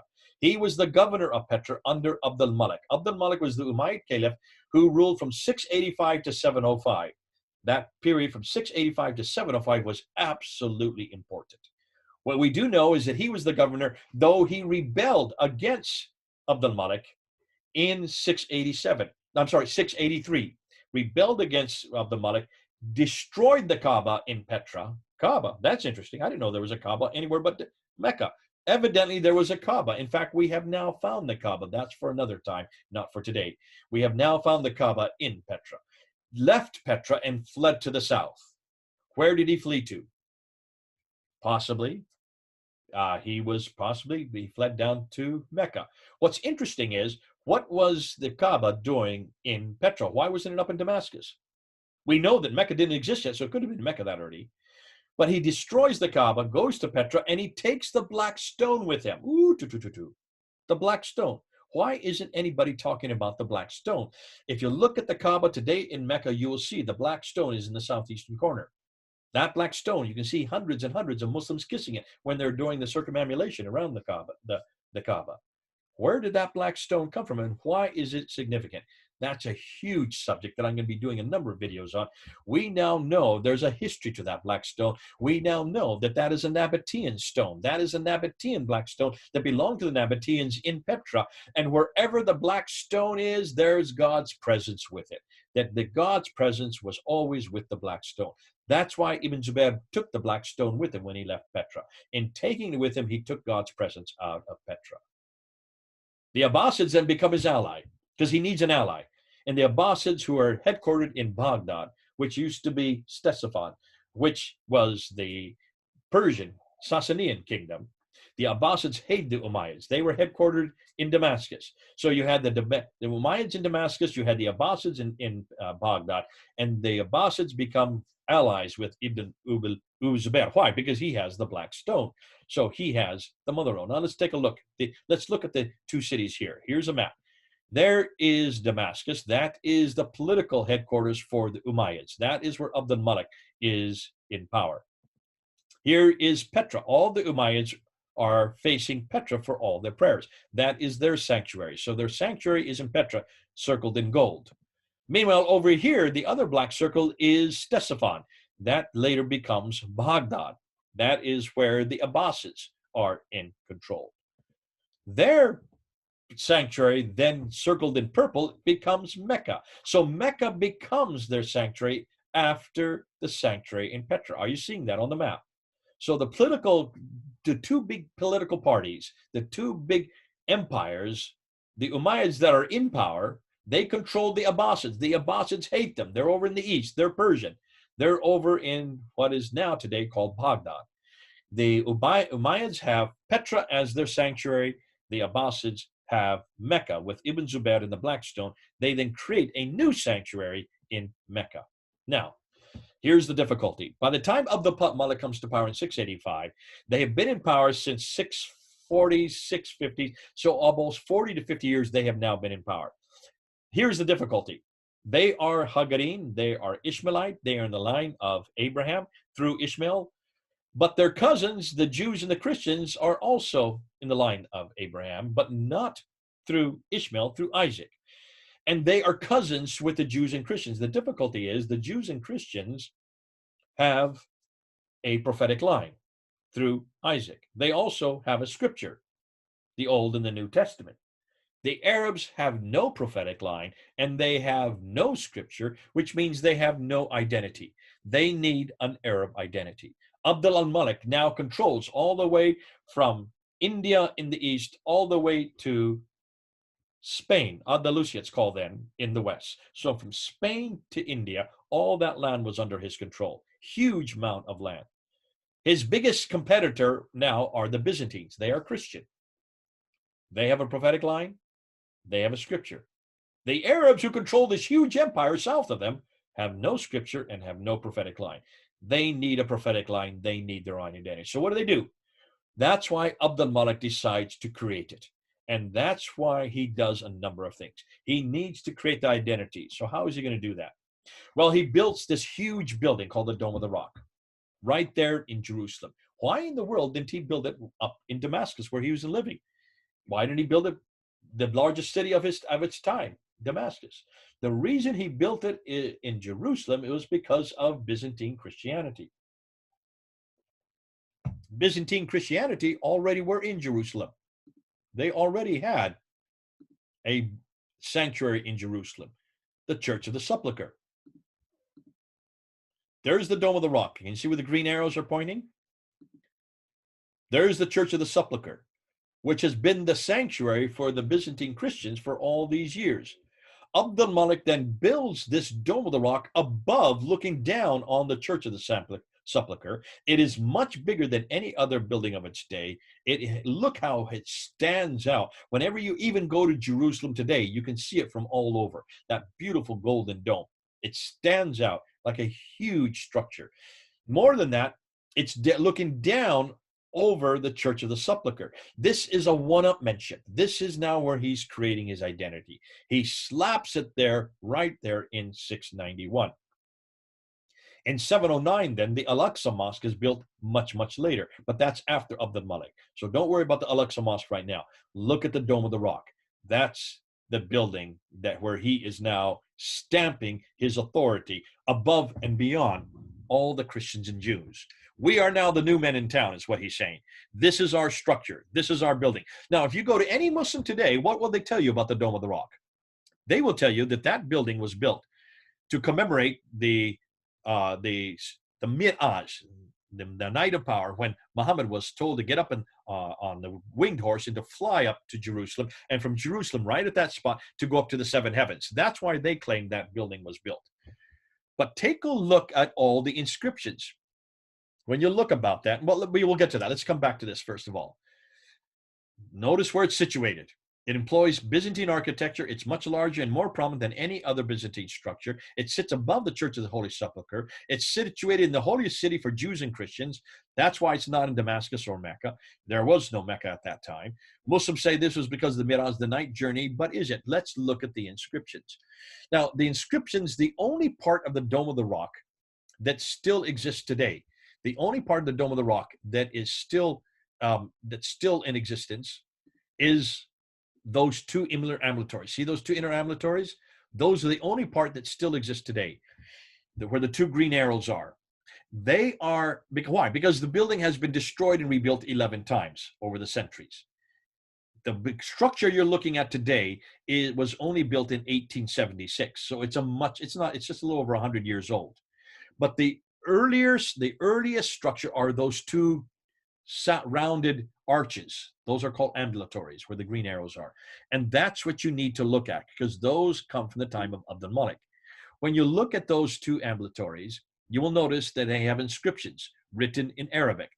Take a look at the Arabic. I know you can all read Arabic, so you'll have no problem reading what they say. Let me help you out. This is what they say. Now notice, Muslims say that this was built to commemorate Muhammad going through the seven heavens. Let's see if the inscriptions say that. There you find Surah 4, Ayah 171. These are references to the Quran. These are references coming out straight out of the Quran. Chapter 4, verse 171. O people of the scripture, do not exaggerate in your religion, nor utter aught concerning Allah save the truth. The Messiah, Jesus, son of Mary, was only a messenger, and his word which he conveyed unto Mary, and a spirit from him. So believe in Allah and his messenger, and say not three, cease. For far is it removed from his transcendent majesty that he should have a son.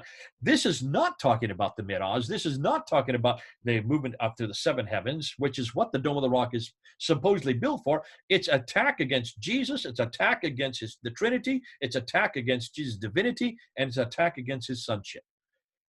Surah 17, Ayah 111. Who hath not taken unto himself a son, and who hath no partner, nor hath he any protecting friend through dependence. That's attacking the fatherhood of God. That's attacking the sonship of Jesus. He's attacking Jesus' divinity. Look at chapter 112, and here is where Abdul Malik then introduces who he is confronting. There is no God but God. There is the beginning of the Shahada. He is one. He has no associate. Now, that's not part of the Shahada today. Isn't that interesting? So who is that attacking? Who do they believe has an associate? That is Jesus Christ. See, he is God. He is the one, God, the eternally besought of all. He begetteth not, nor was begotten. He has none comparable unto him. Muhammad is the messenger of God. Here you have now Muhammad introduced. This is the first time we see Muhammad introduced into any inscription. So what you find on these inscriptions on the Dome of the Rock, they're all attacking Jesus' divinity. They're attacking the Trinity. They're attacking Jesus' sonship. They're attacking the fatherhood of God. They're attacking also the idea of begetting. What was fascinating then, they then introduce Muhammad. So they're attacking Jesus as the God of Christianity, attacking it, putting it on the Dome of the Rock, looking down over top of the Church of the Sepulchre, right below it there in Jerusalem. And this is where Abdul Malik then introduces Muhammad. This is the first time we see Muhammad's name on any Islamic or Muslim source. Before this time, you cannot find Muhammad's name earlier than this. Can you see why this is significant? Now, while he's doing that, he is also writing protocols. These are the official documents that all the caliphs put together. We have protocols from the time of 661 during the Sufyani period, from 660 up until 680, when the Marwanids then came to power within the Umayyad dynasty. The Marwan I, his protocols we have access to, and then we have the protocols of the Malik. Dr. Yehuda Nevo has done probably the most germinal study on these protocols, and he has noticed that all the protocols for the Umayyad dynasty, including the Sufyani family and the Marwanids, have no reference to Muhammad, have no reference to the Quran, have no reference to people called Muslims, have no reference to a religion called Islam, and have no reference to Mecca in any of these protocols. Yet these should be full of references to those five things, because these are supposedly the first Muslims. So all the official documents of these caliphs from the Umayyad dynasty all the way up until 691, when Abdul Malik is in power, in 691, overnight, suddenly the Shahada is introduced, that there is only one God but God. La ilaha illallah Muhammadur Rasulullah. There is only one God but God, and Muhammad is the prophet. This is introduced in 691. That's 60 years too late. Nothing before 691. So it's introduced on the Dome of the Rock, there on the inner ambulatories in the inscriptions. It's also introduced on the Caliphal protocols in the same year. And then it's introduced on the coins. Now, I've done a whole series of lectures on the coins, and we're going to be doing another lecture coming up because the coins, I think, are probably the most devastating when it comes to historical critique of Islam. I don't want to spend too much time here because we're going to do a whole nother lecture, possibly next week or the week after, on just the coins. When you look at the coins, and the great thing about coins is you can handle them, you can look at them. They are material that actually is extant. That's why they are so devastating, because they don't deteriorate, they don't disintegrate. They are made out of metal. They're made out of either of gold or copper or silver. And you have the coins that are coming from the Byzantine era. They tend to be gold soliduses. You can see an example of that. There's a Byzantine dinar on the upper left there. That is a Byzantine dinar of the emperor with his two sons. That is Heraclius with his two sons on either side, and on the back side of the coin is the Byzantine cross. Then you get to the Sufyani dirham. The Sufyani dirhams are introduced in 661. They are to the east. The Sufyani dirham are from the eastern part of the empire. I'm sorry, no, those are still the western part of the empire. Take a look at that, and you'll see a cross on the top of the head of Caliph Muawiyah. Caliph Muawiyah has a cross above his head, and he's also holding a cross. What in the world is he doing holding a cross if he's a Muslim? What are crosses doing on Muslim coins? Obviously, he was not a Muslim in 661. Then you get to 685 to 692, and you see these coins that are introduced on the right, upper right-hand side. This is Abdul Malik. He is the first to introduce gold soliduses with his image on it. There's his image with a big sword, and around him and also on the backside are the Shahada. There you see the Shahada. There's only one God but God, and Muhammad is his prophet. And then you see a mockery of the Byzantine cross on the backside of the coin. They take the coin, they've taken the cross piece off as a mockery against the Byzantines. This caused a war with Justinian II, who went to war with Abdul Malik because he introduced this coin. In 696, then he introduced the most devastating coin, and this is the coin with not only the Shahada, he's taken his image off now, and he's introduced the Shahada, plus it's an attack against the Trinity, it's attacks against Jesus' divinity, and it's attack against his sonship. All of these are written on that coin, all attacking Byzantine Christianity. It's all attacking our Lord Jesus Christ and the Trinity and him as Savior. Now let's move on. We'll be doing more of that. So I don't want to get into that too much today because we have a lot more to do yet. Oh, I see I had some arrows there. Once they have the man there, once they have him introduced on the Dome of the Rock, it's larger than any other non-Arab structure. It's facing the Arab sanctuary, Petra. It incorporates inscriptions against Byzantine Christianity. It introduces their faith, Islam, introduces their people, Muslim, and it introduces their prophet. The Caliphal protocols also introduce Muhammad as well, and then the new coins are minted between 692 and 696. They replace his image and introduce Muhammad. And this is where the Shahada is introduced on the coin. So now you have the man introduced on the Dome of the Rock, you have the man introduced on the Caliphal protocol, and you have the man introduced on the coins. Remember, the whole idea of this lecture is looking in search of the man. We now have found the man. But look at the date he is introduced. The man Muhammad is not introduced till 691, 692, and 696. That's the late 7th century. Once they have the man, they need to have the book, because every man has to have a book.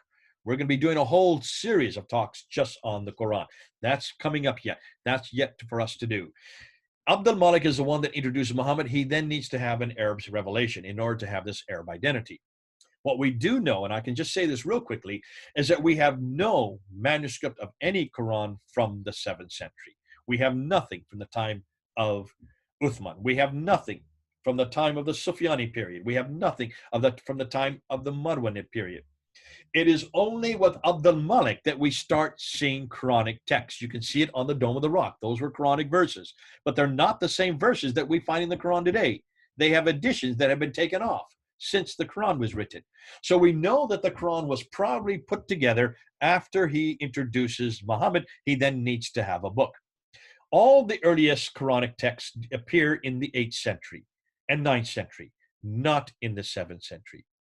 What's more, none of them, of the earliest manuscripts, are complete. None of them are actually parallel with the Quran we have today, and none of them are even parallel with each other. So when was the Quran finalized? Well, it was only finalized in Cairo in Egypt in 1924. It was finalized in the whole country of Egypt in 1936, and it became only finalized for the entire world in 1985. That is 25 years ago. The book that I have in my hand today, the book that you are all using, was only finalized in 1985 by King Fahd. It's known as the Fahd edition, though it refers to the Hafs Quran that was first chosen by Muhammad al-Husseini al-Haddad, a scholar there at Al-Azhar University in 1924. Now they've got the book. They also have the man. They need a place. So you have these two great empires who are competing for this Arab sanctuary. The Umayyad sanctuary in Petra that I showed you on the map earlier was destroyed by earthquake in 713. Thus, now that Petra was completely destroyed, remember the Black Stone was already taken out in 683 by Ibn Zubayr. He ran with it down to the south. Now that Petra was destroyed by this earthquake, there was now no need to use Petra anymore. It pretty much had lost its significance. That's why Mecca now is replacing Petra. First noted in 727. Ibn Zubayr is the one who then creates Mecca. Why? Because he has the Black Stone. As he has the Black Stone in Mecca, then you can see a problem, because where the Black Stone is the presence of God. So people are now starting to make pilgrimage down to him, down in Mecca. Now can you see why you have the four Qiblas? Let's see why. In order to understand the four Qiblas, you need to understand what was happening politically between the Abbasids and the Umayyads. The Umayyads were up in Damascus facing Petra. The Abbasids were in Baghdad facing Mecca. You have Al-Hajjaj. Al-Hajjaj is the governor of Iraq. He does not like Abdul Malik. He has seen what Ibn al-Zubayr has already done. He rebels against Abdul Malik in 705, in 706. He then builds his own mosques. And that's why you can see that his mosques now come into existence. When you look at his mosques come into existence in 706. They are not facing Petra. They are not facing Mecca. They're facing exactly in between. The 11 mosques that he built all are facing that one point. Why? To say to both the Umayyads and the Abbasids, I'm not following either of you. I'm going to see who is going to win out. He's basically hedging his bets. The same thing is happening with North Africa and Spain, with the parallel mosque. In North Africa and Andalusia, they realize that there's a real tussle happening between the Abbasids and the Umayyads. They don't want to actually score with either one of them. They're waiting to see who's going to win out. And once they see who's going to win out, then they will then have their mosque facing that city. But until then, they just have their mosque facing straight south, parallel to the line between Petra and Mecca. This is a political gesture for out of expedience. So both the between mosques and the parallel mosques are nothing more than a political statement by both the North Africans and those who are under the authority of Al-Hajjaj. These two groups are waiting to see who would have control. When the Abbasids finally overpowered the Umayyads in 749, that's the mid-8th century, most of the Qiblas then face Mecca. With a few holdouts, there's still some who do not want to adhere to the Abbasids until 822, until the 9th century, at which time, after 822, all the mosques then begin to face Mecca until the present time. So these Qiblas were chosen for political purposes, not for religious purposes. Are you following the significance of that? So let's look at a possible scenario. What has happened? Once they get their prophet Muhammad, then they have the revelation, the Quran, then they have their sanctuary Mecca. They then need to have a history. They need to put bones to all this. That's why it is not till 833, till the early 9th century, that the Sirah is finally written down. It's not till 870 that the Hadith are finally written down. And it's not till 923 and later that the Tafsir is finally written down. So by the 9th to 10th century, they then have a book, the man, the place, and the story. A new religion is formed and growing, yet not one that was created in just 22 years, like Muslims like us to believe, between 610 and 632, but evolved over 200 to 300 years. It has everything to do with politics. It has nothing to do with theology. It has nothing to do with Muhammad. It has everything to do with what the caliphs were doing. Let's summate, let's put it all together. Why are there no Muslim sources for 200 years? Why do the claims they make not fit the historical record? Why are the geographical references so few and confusing? Why do they all seem to be much further north? Why are there so many references to vegetation which would not exist in Mecca? Why is Mecca not mentioned until 741 and not included in any maps until 900 AD? Why do all the Qiblas face Petra for the first 100 years, then are confused for the next 100, and are not standardized to Mecca until 822, 200 years too late? And why do the 7th century Arab coins have no traces of Islam on them at all until 692? What is Abdul Malik's role in all of this? And does a nascent Islam really begin with him? So what about Muhammad? Well, since what we know much about him is about him in early Islam from the traditions is now in doubt, since much of the Quran is also in doubt, since nothing is known of Muhammad until the late 7th century, or Mecca until the mid-8th century, or his story until the 9th century, hundreds of years later and hundreds of miles away, can we then conclude that Islam is nothing more than a later redaction, possibly begun by Abdul Malik, and then continued by his descendants, proving that Muhammad had nothing to do with the Quran? So who was he and what was his purpose? It looks like the Muslims have the wrong man at the wrong place doing the wrong thing at the wrong time. Now, let's ask the same thing about Jesus. We need to go like with like. How should we critique him? Using the same criteria, the same historical criteria I've just used on Muhammad, let's ask the same of Jesus. What do we know about him? Well, we know where he was born, in Bethlehem. We know where Jesus grew up, in Nazareth. We know where Jesus died and when, in Jerusalem. We know what Jesus did for the last 3 years of his ministry. We know this from eyewitness accounts, Matthew and John. We also know this from hostile accounts like Thallus, Tacitus, and Josephus. We know when they were written down, these gospel accounts, between 15 to 60 years. We know that few doubt his historicity. Thus, we as Christians have the right man at the right place, doing the right thing at the right time. Ooh, it makes my job so easy. So, what are we doing from here? Well, first of all, we must thank the historian for what they have done. But then we need to move this question on. We need to continue to do research and expand. We need to confront Islam's historical foundation. We need to challenge Muhammad in the Quran. We must demand the same of the Bible and Jesus Christ, of the Upanishads, the Vedas, the Bhagavad Gita. We need to do the same with the Granth Sahib. We need to do with any book that claims to be historical, of which every revelation does. We must bring both into this public sphere and then let people come to their own conclusions. Why? Because the similar historical questions have already been asked of Jesus Christ and Christianity, and we've answered every question. Folks, we need to bring our Muslim friends home. Okay, that's it for today. I've stopped the screen now. What I want to do is I've said an awful lot. This has been an awful lot of material thrown at you at one time. I'm sorry, but you can understand why. What we're going to do now is I'm going to go over and I'm going to look at the chat and I'm going to try to answer your questions. And I understand it's probably 9:30. Is it not your time there in India? Okay, so it's getting late, so I don't want to spend too much time. I'll try to hurry up through these. So let me see. Whoa, there's lots of questions. Okay, let's try to get through these questions as best we can. How many ex-Muslims are there? Oh, that's a good question. Pastor Sheikh, do you know the answer to that? How many ex-Muslims are there in your group? We have around 10 to 15 ex-Muslims in our group, including yourself, right? Yep. Okay. So it would be nice maybe to just, you're in some ways, you're unique because of the fact that you are an ex-Muslim. It's great to have you on board. And in some ways, from here on out, I might be throwing things at you to get your response to it, including this kind of material. Have you heard this material before as a Muslim? No. So this is new for you? Yeah, absolutely. Have you heard it from me before, any of this material? Some time ago, I heard you speaking different other subjects, but not the Qiblas and all these things. This is absolutely new. Jay, I have listened to it. Thank you.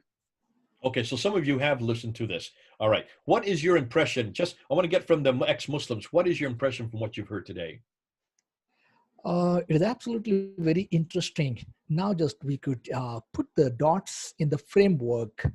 Why, where it started, why it started, what are the political reasons and what are the religious reasons behind all this Qiblas and book and the man and the Siratul um, uh, uh, Siratul Rasul and Hadiths and all these things, why they came into existence. Now just we can connect the dots. It is absolutely fantastic, very helpful. And did you notice that almost everything I've done in the last 2 hours has been done from a neutral standpoint? Have you noticed I could be anybody saying this? Yeah, that is very interesting because without offending anybody, without anybody could raise the flag, we always can take this material and put it in front of the table and ask. It's a very genuine question. So It's I neutral as you can get. And Sheikh, what also I like about this is that I cannot be taken to prison. I cannot be taken to court because Muslims know that if they're going to take me to court for what I have just said, I'm just going to repeat and ask them, what is it that's hateful about this? What is it that's Islamophobic? This is your own material. I'm looking at your own historical sources. I'm going to your traditions. This is Al-Bukhari. This is Sahih Muslim. This is Ibn Hisham. This is Al-Waqidi. This is Ibn Ishaq. This is Al-Tabari. This is Baidawi, Zamakhshari. These are your men. I'm quoting them. I'm only looking at your material and I'm asking historical questions which have already been asked of the Bible and have been asked of Jesus Christ. I'm now asking it of you. Where is there hatred in that? Where is anything Islamophobic about that? What we have noticed is that none of us are taken to court for this. We can't be taken to court because in doing that, we're just going to repeat what we've already said, and it's going to be a second blast against them, and this time it'll be much more public. And the Muslims know that, and they realize that, and so that's why they're letting us alone, because they, first of all, they don't want this to be repeated publicly, but secondly, they don't want to be caught red-handed, because I have yet to see one Muslim in 25 years that can answer anything I've just mentioned today. Mm. And what's most exciting, we're bringing hundreds of Muslims to Christ through this. We have Amen. already brought over 125 to Christ just from this material, from people that we have heard about. Can you Praise then God. understand this will then have repercussions for years to come? And I think Amen. just on Friday, another man just gave his life to Jesus Christ from this material that emailed me. A week ago, I got another man who came and said, because of this video that I saw on the problem with Islam in the 7th century, I've given up Islam, I've become a Christian. And so we're starting to see this steamroll because it is so neutral, because it is not a Christian polemic. We're not hammering them with Bible verses. We're not sitting there and saying, because we as Christians don't like your prophet, because A, B, C, and D reasons. We're not even talking about his problems internally or his problems sexually. We're talking about a historical critique. Because it's so neutral, because it's so historical, everybody can accept it. And also, it is politically correct. Have you noticed? Everything Yes. I've said today is politically correct. There is no rhetoricism in it. And that's why it makes it so much easier to use in the public sphere. So I hope this is something that you've noticed also, Pastor. Yes, absolutely. I mean, I always, whenever just I used to get into the discussion, it's always the war between the Bible and the Quran. But it is like beating the bushes around. But now with this historical criticism, we are not mentioning the Bible. We are not mentioning anything. We are not mentioning any hatredness. But straight away, just we are asking their historicity, their evidence to whatever they have mentioned. So absolutely, this is very interesting. Now I have a lot of confidence that I can put these questions in front of my Oikos, my relatives, my friends, to whomever just I've been just discussing. It's very easy now. When I left Speaker's Corner in 2017, one of the last people that I left was an atheist who came up to me and said this very thing. He said, you're the first one that's actually speaking our language. You're not telling us about your testimony, why it's good for you, because it's not the same for us. You're asking something much, you're actually asking the right questions. You're asking, is it true? Just 3 words. Is it true? And you're asking the same question of Christianity that you're asking of Islam. You're asking this, you're saying, listen, we need to also have this criticism done of the Bible and of the person of Jesus Christ, which has been done for over 200 years. So in some ways, we're way ahead of the rest of the world because we've had it thrown at us since the 1800s. But because of that, I said to him, and in my response, I said, yes, I'm glad that you like this material. I'm glad that you like to use it, but please don't, because you have nothing to offer them. You have nothing to replace it. You just want to destroy Islam historically. You just want to destroy the Quran. But what do you have to offer instead of the Quran? You don't have the Bible. I do. You just want to destroy Allah, but who do you have to offer? And if you can destroy Allah, I want to bring him to Yahweh. You just want to destroy the person of Jesus, Isa, in the Quran. Oh, I want to bring him to Yeshua. And so I said, this is really material that we need to use as Christians. We are the only ones that have the alternative. We are the only ones that have the antidote. We have the only ones that have really the answer for the Muslims. So I'm glad that the atheists and the humanists like it, but I would rather they not use it, because I do not want them to destroy the Muslims' faith. I do not want them to destroy their belief in revelation or their belief in God or the belief in Jesus. I just want to bring them home, which we can do better than anybody else. So, Pastor Sheikh, thank you so much. Let me see if I can get through some of the other questions here. Sure. Let's see. He's an ex-Hindu. Okay. Everybody in the center. Okay. That's from Dana. Thanks, Dana. Okay. Now, are these the names, Sheikh Salim? Are these the ones? Sheikh Salim, Zabur, Sid, Mudigan, Ahmed Ghazi. These are the Muslims who are on the list?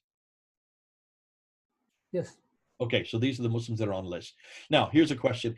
You said some believe Muhammad died of poison. Isn't it clearly states by him that he experienced his aorta severe by the poison he ate at Al-Khabar? Exactly. This is what the traditions say, that his aorta was inflamed from inside, that he succumbed over a period of a month to 2 months. But everything that we're hearing about Muhammad, everything that you're talking about, even the references to poison, have come from the Islamic traditions, were written 200 to 300 years later. Therefore, I find them all suspicious.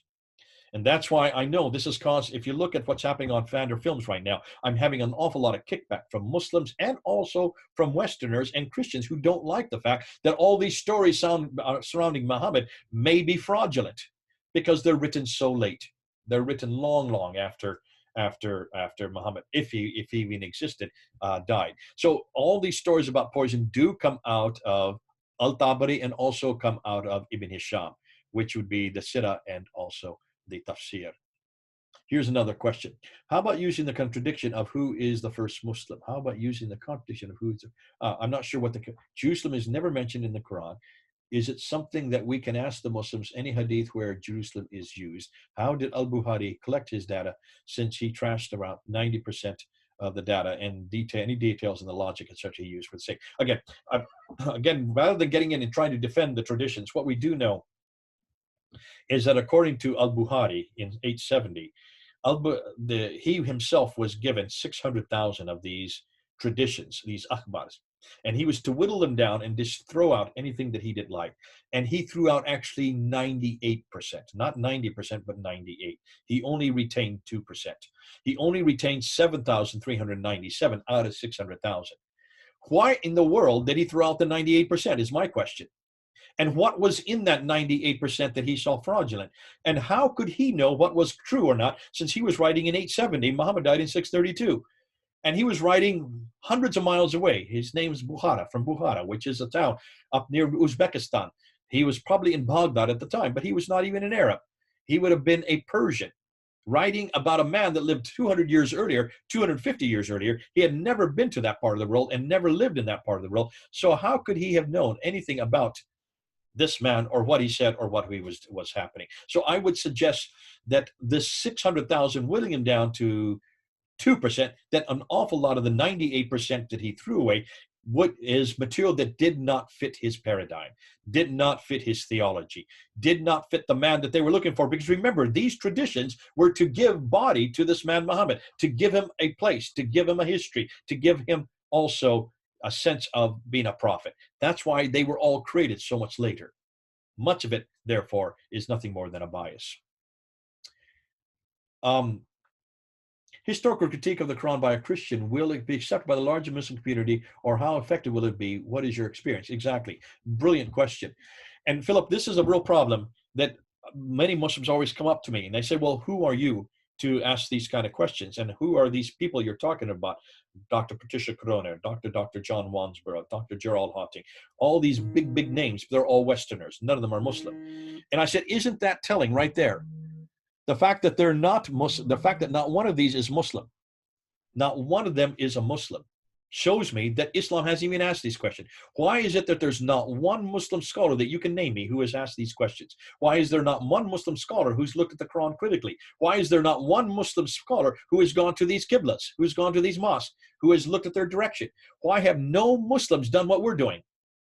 So I just throw it right back in their laps.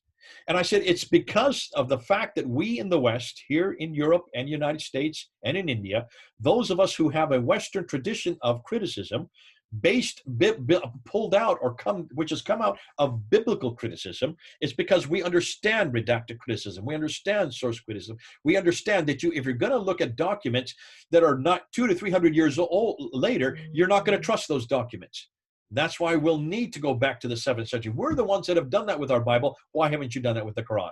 We're the ones that have done that with Jesus Christ. Why haven't you done that with Muhammad? So I would suggest to throw that story, that question right back into the Muslim's lap and say that you show me one Muslim scholar that's asked these questions. Give me one book that's written by a Muslim on the problem of the Qiraat or the Ahruf, not the Qiraat, that's on the consonantal text of the Quran, or is whether or not Muhammad can be found from any sources from the 7th century. The fact that this is not being done by any Muslim is not only telling, but shows that Islam does not know how to answer this question. So I just like to throw it right back in their laps rather than trying to defend that.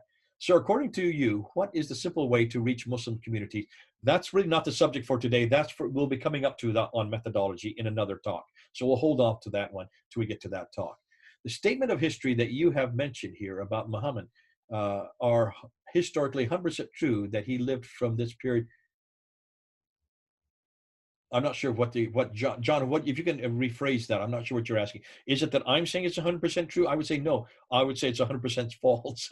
Did he live or not? That's the big question that we're all asking right now. Did he exist?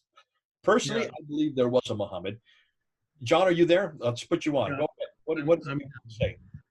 Yeah, I was just asking, like I've heard somebody say that this person named Muhammad, did he really exist? No, but there's no 100% proof. That's what they say. Yeah, and that's this book right here that's out by Robert Spencer asks that question: did he even exist? And John, what we're finding out is, because we can't find any reference to him within any Arab sources. I'm not saying Muslim sources. I'm saying even Arab sources. There's no reference to him until 691. If that is the case, this man is that important. If this man started and received the revelation, started the religion, why is it we can't find anything about him from any Arab sources until 691? That's the first question. So I'm not willing to say right now that he didn't exist, because we do have the Doctrina Iacobi from 634. We have the writings of Sabaeus from 660 that do refer to him by name. Those are Christian sources. But they do not give that what they say about Muhammad is not the Muhammad we know in the traditions, is not the Islamic Muhammad. First of all, the Muhammad they're referring to is a man who is a leader of men who is attacking other people, primarily Christians. So he is a warrior. Secondly, he is not referred to as a prophet. There's no reference to any Quran. There's no reference to the fact that he's a Muslim or that he represents Islam. And there's no reference that he's from Mecca. It looks like all the reference we have to this man named Muhammad is 600 miles further north. Possibly Petra. They don't say the name because there's not much written about him. There's just 2 or 3 sentences. For that reason, I'm willing to say that he did exist.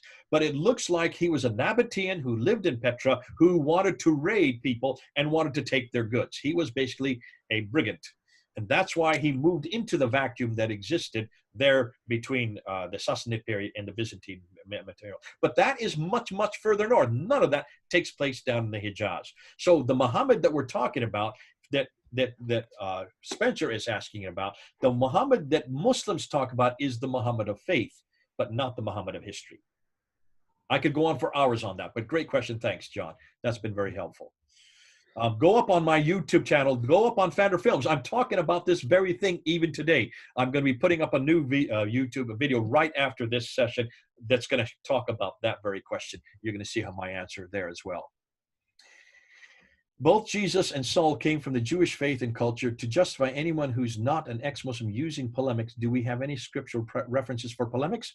Yes, it's too bad for some of you who have not heard this talk that I have done on apologetics and polemics. I'm going to be doing that talk in Ethiopia at 2 o'clock this afternoon, and then I'm doing it to the North and South America to about 60 to 100 people this evening at 9 o'clock, all on why do we need apologetics and polemics. For some of you who have already been on this course, we've already talked about apologetics and polemics. There's reference after reference after reference to polemics. The entire Gospel of John is a polemic against the Gnostics. Take a look. John wrote it later for that reason. That's why it's not systematic, it's theological. And that's why the Christology of Jesus is so strong in the Gospel of John, more so than the others, because he's attacking the Gnostic belief that Jesus is not God. So there is a polemic. The entire Gospel is a polemic. If you look at the book of Acts, look at chapter 17, 18, and 19. If you want to find polemics, look at Paul's ministry. His entire ministry was polemical. In Laodicea and Cappadocia and Berea and there in Ephesus, he went right into the synagogues and he confronted the Jews with what they had done to the Messiah. He got thrown out. He got thrown into prison. He got whipped. He got twice almost stoned to death. He caused a riot in Ephesus, and he was finally killed in Rome. You do not get stoned. You do not get whipped. You do not get thrown into prison, and you don't cause riots, and you don't get killed for simply using irenics. He was absolutely polemical, and that's why he was the apostle to the Gentiles. But his whole methodology was polemical. Why have we lost that polemics? Why have we lost that ability? Look what he was doing in the Areopagus. It says for 2 years in Acts 19. For 2 years he argued in the debating chamber. The lecture hall of Tyrannus was a debating chamber. Why aren't we debating this anymore? Now, you Indians know what I'm talking about because you have a tradition of debate. It's called monozadas.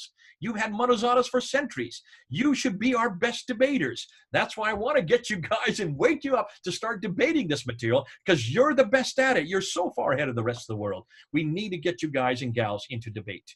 And that's what Paul was doing there in Acts 19 in the lecture hall of Tyrannus, what he was doing in Areopagus when he was confronting the Stoics and the Epicureans. He was confronting them with their own God. And that's what I want to see more of, people who are confronting the gods of others, specifically the God of Islam, Allah. So there's lots of scriptural references for it. It's just that we don't like to talk about it, and we don't even use that word anymore, and we don't teach it in any of our Bible schools because we want Jesus to be a man who smiles all the time, always walks in slow motion, who has blue eyes and blonde hair. That's not my Jesus. And I want a Mediterranean Jesus, and I want a Jesus who overturns the tables in the temple. I want a Jesus who in Matthew 23 confronts the Pharisees that are there and calling you hypocrites, you den of vipers, you white sepulchres. The entire chapter is full of polemics. That's my Jesus. We've lost that Jesus. And I think we need to come back to India to find that Jesus again. That's why I'm spending so much time with you guys and gals, because you're the ones who I think are going to save Christianity. Where do I get the download for Hauntings material? You have to get it from his book. You don't download it. You need to go to Gerald Haunting and look at Islam in the First Century. That's there on Amazon. You can get it from him. What about the Untold Story, Tom Holland? Thank you, SBS. You put it up there. For those on YouTube, you can hit that URL and you can go watch it tonight or tomorrow because it's getting late. If you want to look at Dan Gibson, there, Canned Books, thank you. Also, SBS, you put up the URL for that. What deduction can we make from the fact that the earliest map showing Mecca was not till 900 and the lack of historical evidence? What do the top Islamic scholars out there have to say on this problem? Can you state some reasonable responses given to you from Muslims on this objections raised? And the have you got about another hour? I could go into it because Muslims do not come back. I have yet to see one Muslim. I have been asking this for 25 years. I did my first debate on this subject in 1995. We're 2020, and I have yet to see one Muslim that will even answer me. No Muslim will debate this. I can't get any Muslim to debate me on this because they saw what happened in 2014, what I did with Shabir Ali when I just asked basically 10 historical questions on the Quran. Wait till we get to the Quran. Wait till what you find out what we've now found on the Quran. You can see why Muslims don't know how to handle this material. They do not know how to handle it. They cannot answer it. Put yourself in their position. What would you do if you were told that there's no evidence for a person named Jesus Christ living in Jerusalem, born in Bethlehem, dying in Jerusalem until the 3rd century? We have no evidence for him at all until the 3rd century. That there is no Matthew, Mark, Luke, and John. That Matthew, Mark, and Luke, and John were actually living in the 4th century. That they were not at all from the 1st century. How would you defend Jesus? Where would you go? Because in order to defend Jesus, we would have to have documents, we'd have to have inscriptions, we'd have to have manuscript evidence, we'd have to have archaeological evidence, which we have all of, except for we don't have manuscripts that early. But everything else we have the right man at the right place. You cannot find anything for Muhammad at all. until 691. You can't find any inscription. We can't find any tablets. We can't find any artifacts. We can't even find any reference to him except for those two references I gave you from outside of the Arab world. How would you defend that? How would you defend the Quran when you can't find one manuscript, one even partial manuscript from the 7th century at all?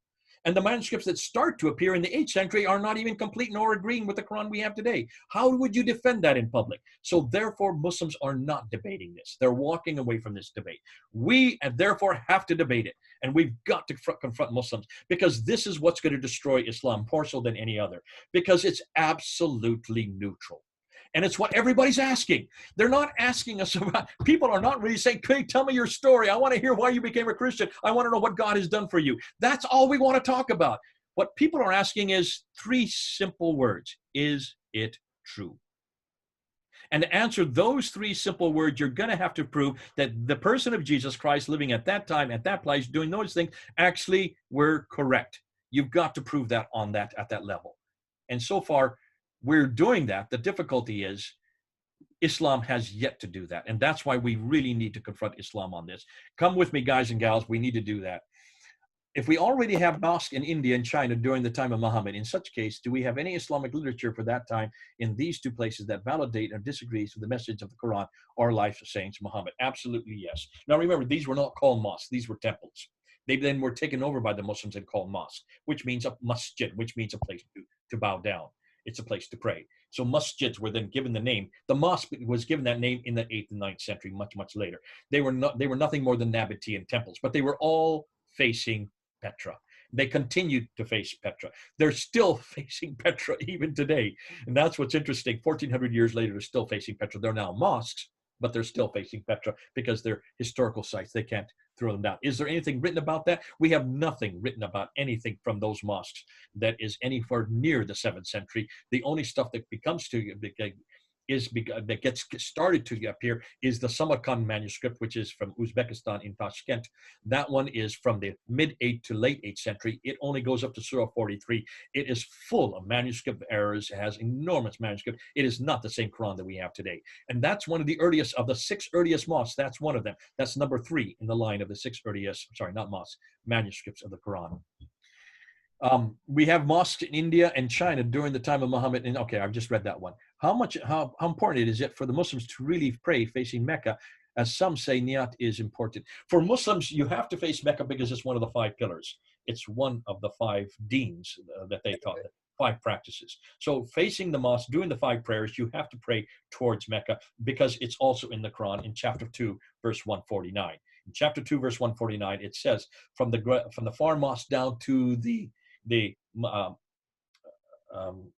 Masjid al-Haram, which means the forbidden masjid. Now, that doesn't say Mecca. You're right. It's not Mecca. As I said, you can only find Mecca once in the entire Quran. It's not in Surah 2, 149. It just says the Masjid al-Haram, which means the masjid, the place of bowing, the forbidden place of bowing, which Muslims today say is Mecca. But you have to put that in parentheses after the Masjid al-Haram. You have to put Mecca in there. That is commentary. That is not in the Arabic. Let's cut them down. Even a 1 degree change in facing Mecca from India could probably take you to Riyadh. It just does not make sense to even believe. Well, that's the thing. And then why is it that's 22 degrees to 28 degrees to up as much as 60 degrees off from Mecca? If you can see, if people were going to those degrees, they would never get near Mecca. They're all facing towards Petra, as far away as Canton, up until 706 at least.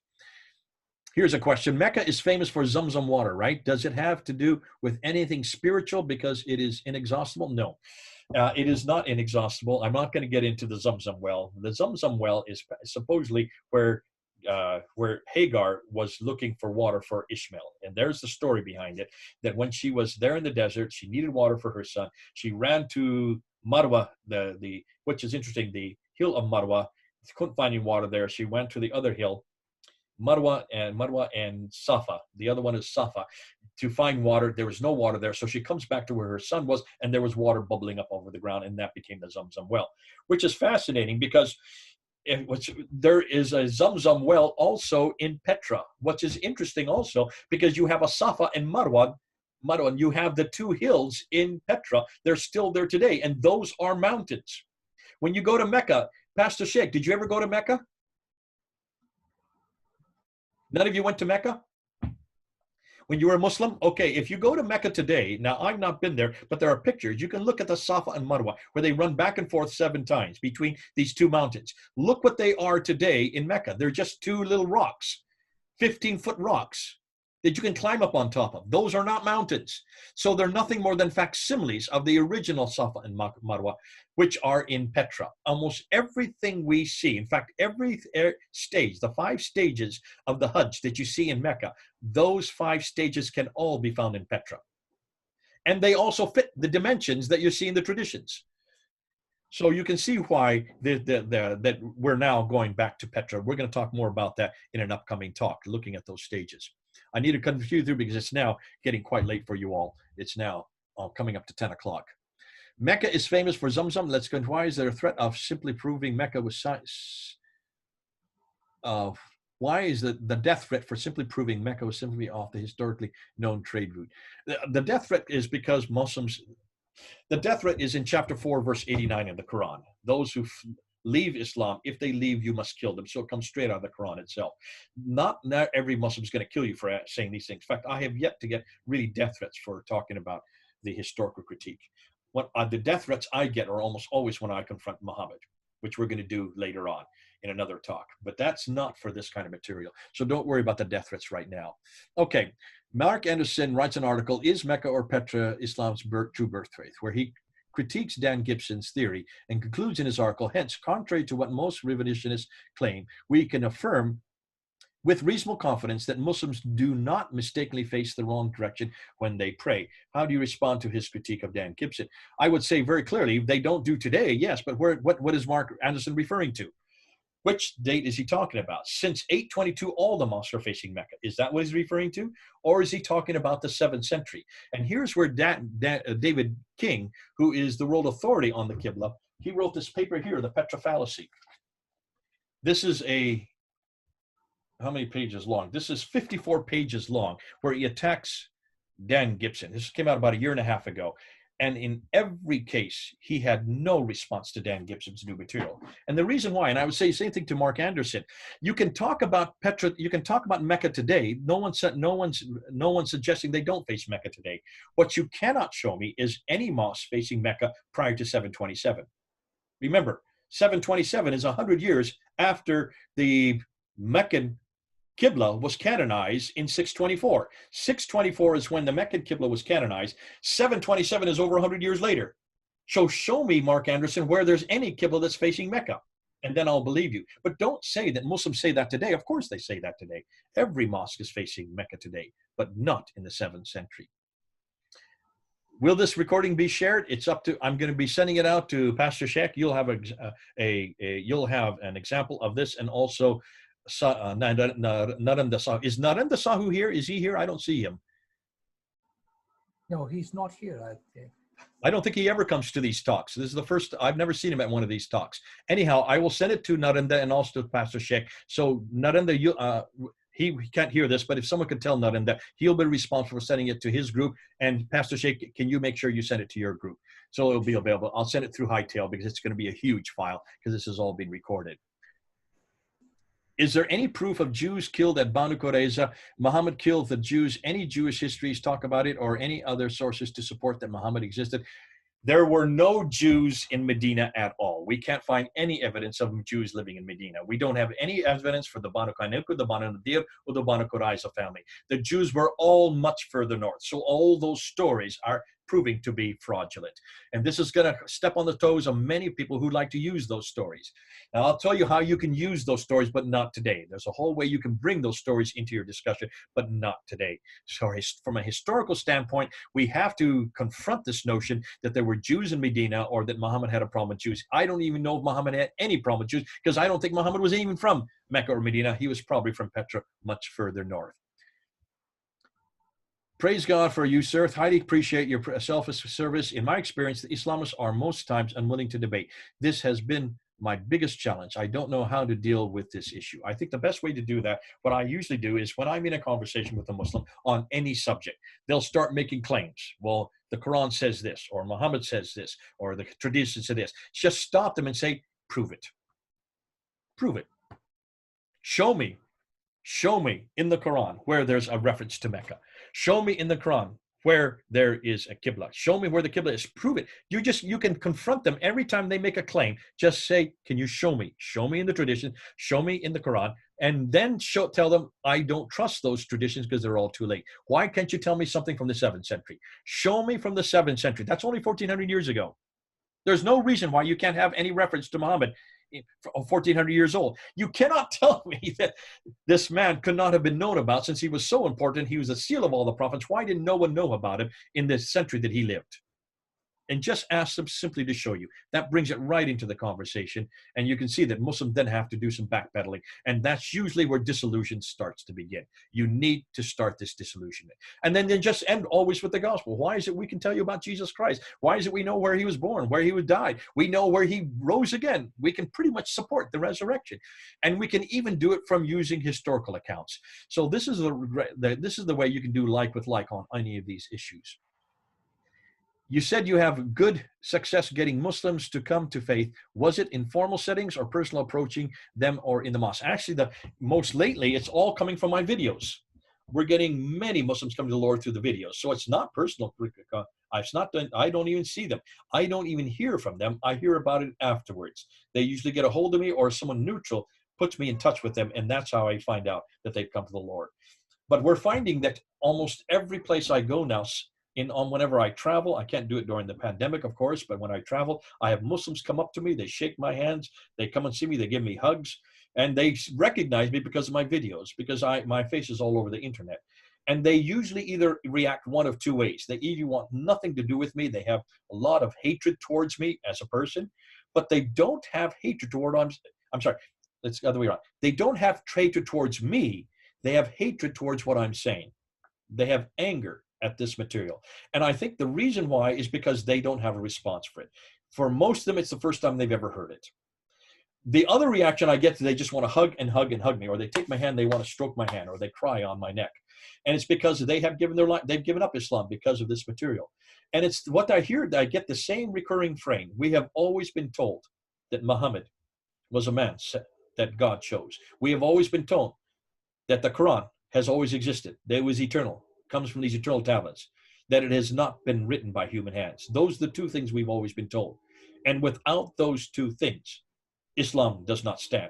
And here you are destroying those two things using completely neutral terminology and criteria. And you can see why it then crushes their whole faith, because it takes out their foundations. It takes out the two foundations that they're totally dependent on. So you get these two kinds of different reactions. Now, you're not going to get that kind of reaction. I get it because of the fact that I go high profile with it. For those of you who are listening to this, you don't have to use this material right away. Please don't. Please don't jump all over the Quran, and don't jump all over Mecca, and don't jump all over Muhammad. Let us do that. Those of us who are trained to do that. All you need to do is ask two simple questions. Prove it. Whenever Muslims make a claim, just say, can you prove it? Prove to me that this man Muhammad lived in the 7th century. Prove to me that there was a Quran that existed in the 7th century. Prove to me that there was a city called Mecca that existed from the 7th century. Come back to me next week and show me those three things. Prove to me that there were people called Muslims living in the 7th century. Prove to me that there was a religion called Islam that existed in the 7th century. That's all you need to ask. And then just shuffle them off onto all of these videos that we're putting out on Fander Films, so that you can all then use this material. Feel free to use it. I know that I've gone way beyond. Let me see if there's any other questions. Is there any reference to the Qibla and Mecca? Then why speak of? If there is not reference to the Qibla and Mecca, then why speak of them? Because Muslims believe the Qibla. Because Muslims believe in Mecca. You've got to confront those two. It's not that we believe in Mecca or the Qibla. They do. And you've got to take them at where they're at. Start where they're at. When will you be using the minimal fact approach for the Quran and the Islam in your video? What do you, SBS, if you could explain what you mean by the minimal fact. What is that approach, so I know what you're talking about? Are you there, SBS? Yeah, go ahead. I'll put you on.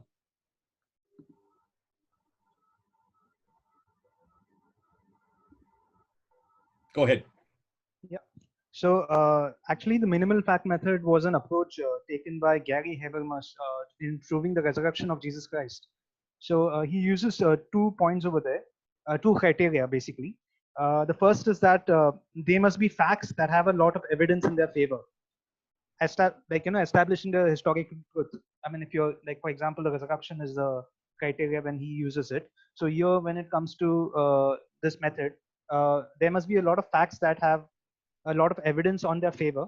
And second is these facts must be universally agreed or nearly universally agreed upon by scholars and historians who study the subject, even the skeptical ones. Then, once the facts are established as facts, we then examine which explanation best explains them. So I'll just put this two criteria over here on the chat. So I mean, of course, we have seen that through history that it fails. So if you can use this approach to like just Gary Habermas, if he's using this approach to critique to prove the resurrection, we can use the same method to Yeah. try to debunk, I believe, Islam. Brilliant. I like this. This is great what you're coming up with.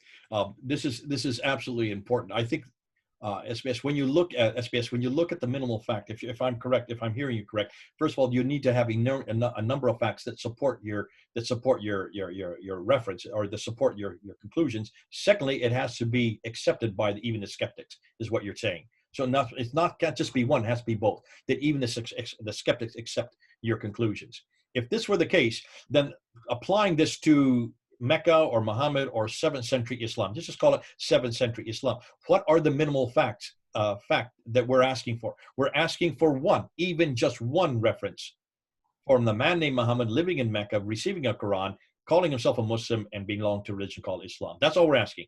One of those 5 criteria. The minimal fact is prove to us. We're the skeptics. So therefore, we've got to be satisfied with what you've come up with. And that's exactly what we're doing. Now, another corollary argument would be what we call argument from silence. You've heard probably this one, SBS, argument from silence. And this has been always the one that's foisted against me. I've always been, for 25 years, whenever I come up with all these problems with the fact that none of these things existed, the comeback from Muslims has always been, well, you're only arguing from silence. And argument from silence doesn't mean there's silence of argument.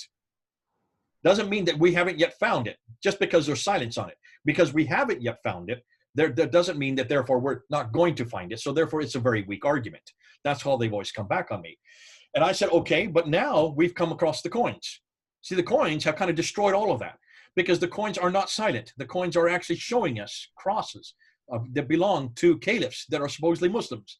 And there's no reference on any of these coins to Muhammad, to the Quran, to Mecca, to Islam, or to people call Muslims. There is reference to Allah, but Allah is pre-Islamic. Ilaha, it's a Nabatean god. So that's well known. But suddenly now, by looking at the coins, we're going to do a whole talk on the coins. We have taken this argument from silence, or minimal argument as you're talking about, and we've turned it on its head. Now, who are the ones who are arguing from silence? It's now the Muslims with their traditions that are now arguing from silence. They are the ones that have no minimal argument, because everything they've said does not belong in the 7th century. It's all from the 9th century, redacted back onto the 7th century. So all the claims they're making now are argument from silence. So we've shifted the whole argument from argument of science for us to prove Islam didn't exist to an argument from science for the Muslims to prove that Islam did exist. Can you see how this has all happened? And for us, it's just happened in the last 6 months. It's all happened since we found the coins. Well, the coins have always been there. It's just we never looked at them.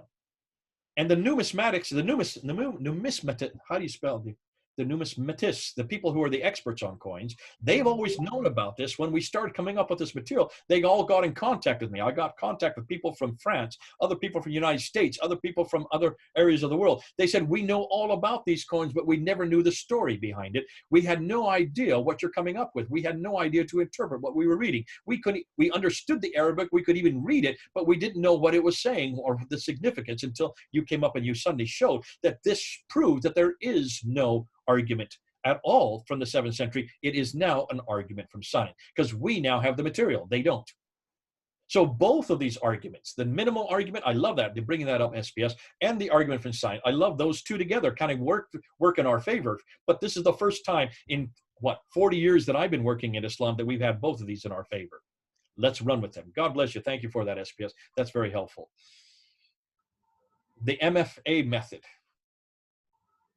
The minimal facts approach. Okay, it's called the MFA. Is an approach established in truth of Jesus' resurrection. And you wrote this down. Thanks, Espes. Yeah, there's 2 points. I just mentioned it over there Terrific. in the chat. Yeah. Listen, folks, grab these comments, take them because they're very good. They're very helpful. We can use these comments for our own studies. Listen, I do realize it's after 10 o'clock. It's quarter after 10 for you all. It's very late. I do need to go. I have two other big Zoom webinars coming up this afternoon and this evening, so I've got to prepare for them. But it's been great being with you guys and gals. We'll see you in 2 weeks, all right? In 2 weeks. And then we'll probably go into these coins. We'll go into show you how devastating these coins are. I'll have it written up by then, so I'll be able to send you a PDF on the coins. God bless you. Thank you for all your time and effort. Thank you for being on board. Thank you, Sheikh, for all the new friends you brought on board with us. We'll see you in 2 weeks. Meanwhile, keep safe. Don't let the COVID get you, and keep, I still assume you're under lockdown, as are we. But I hope you enjoy this material. I hope you use it, and I hope you'll be able to find some Muslims that you can share it with. God bless you. This is Jay. Thank you, brother. God bless you. God bless you. God bless you. Bye-bye.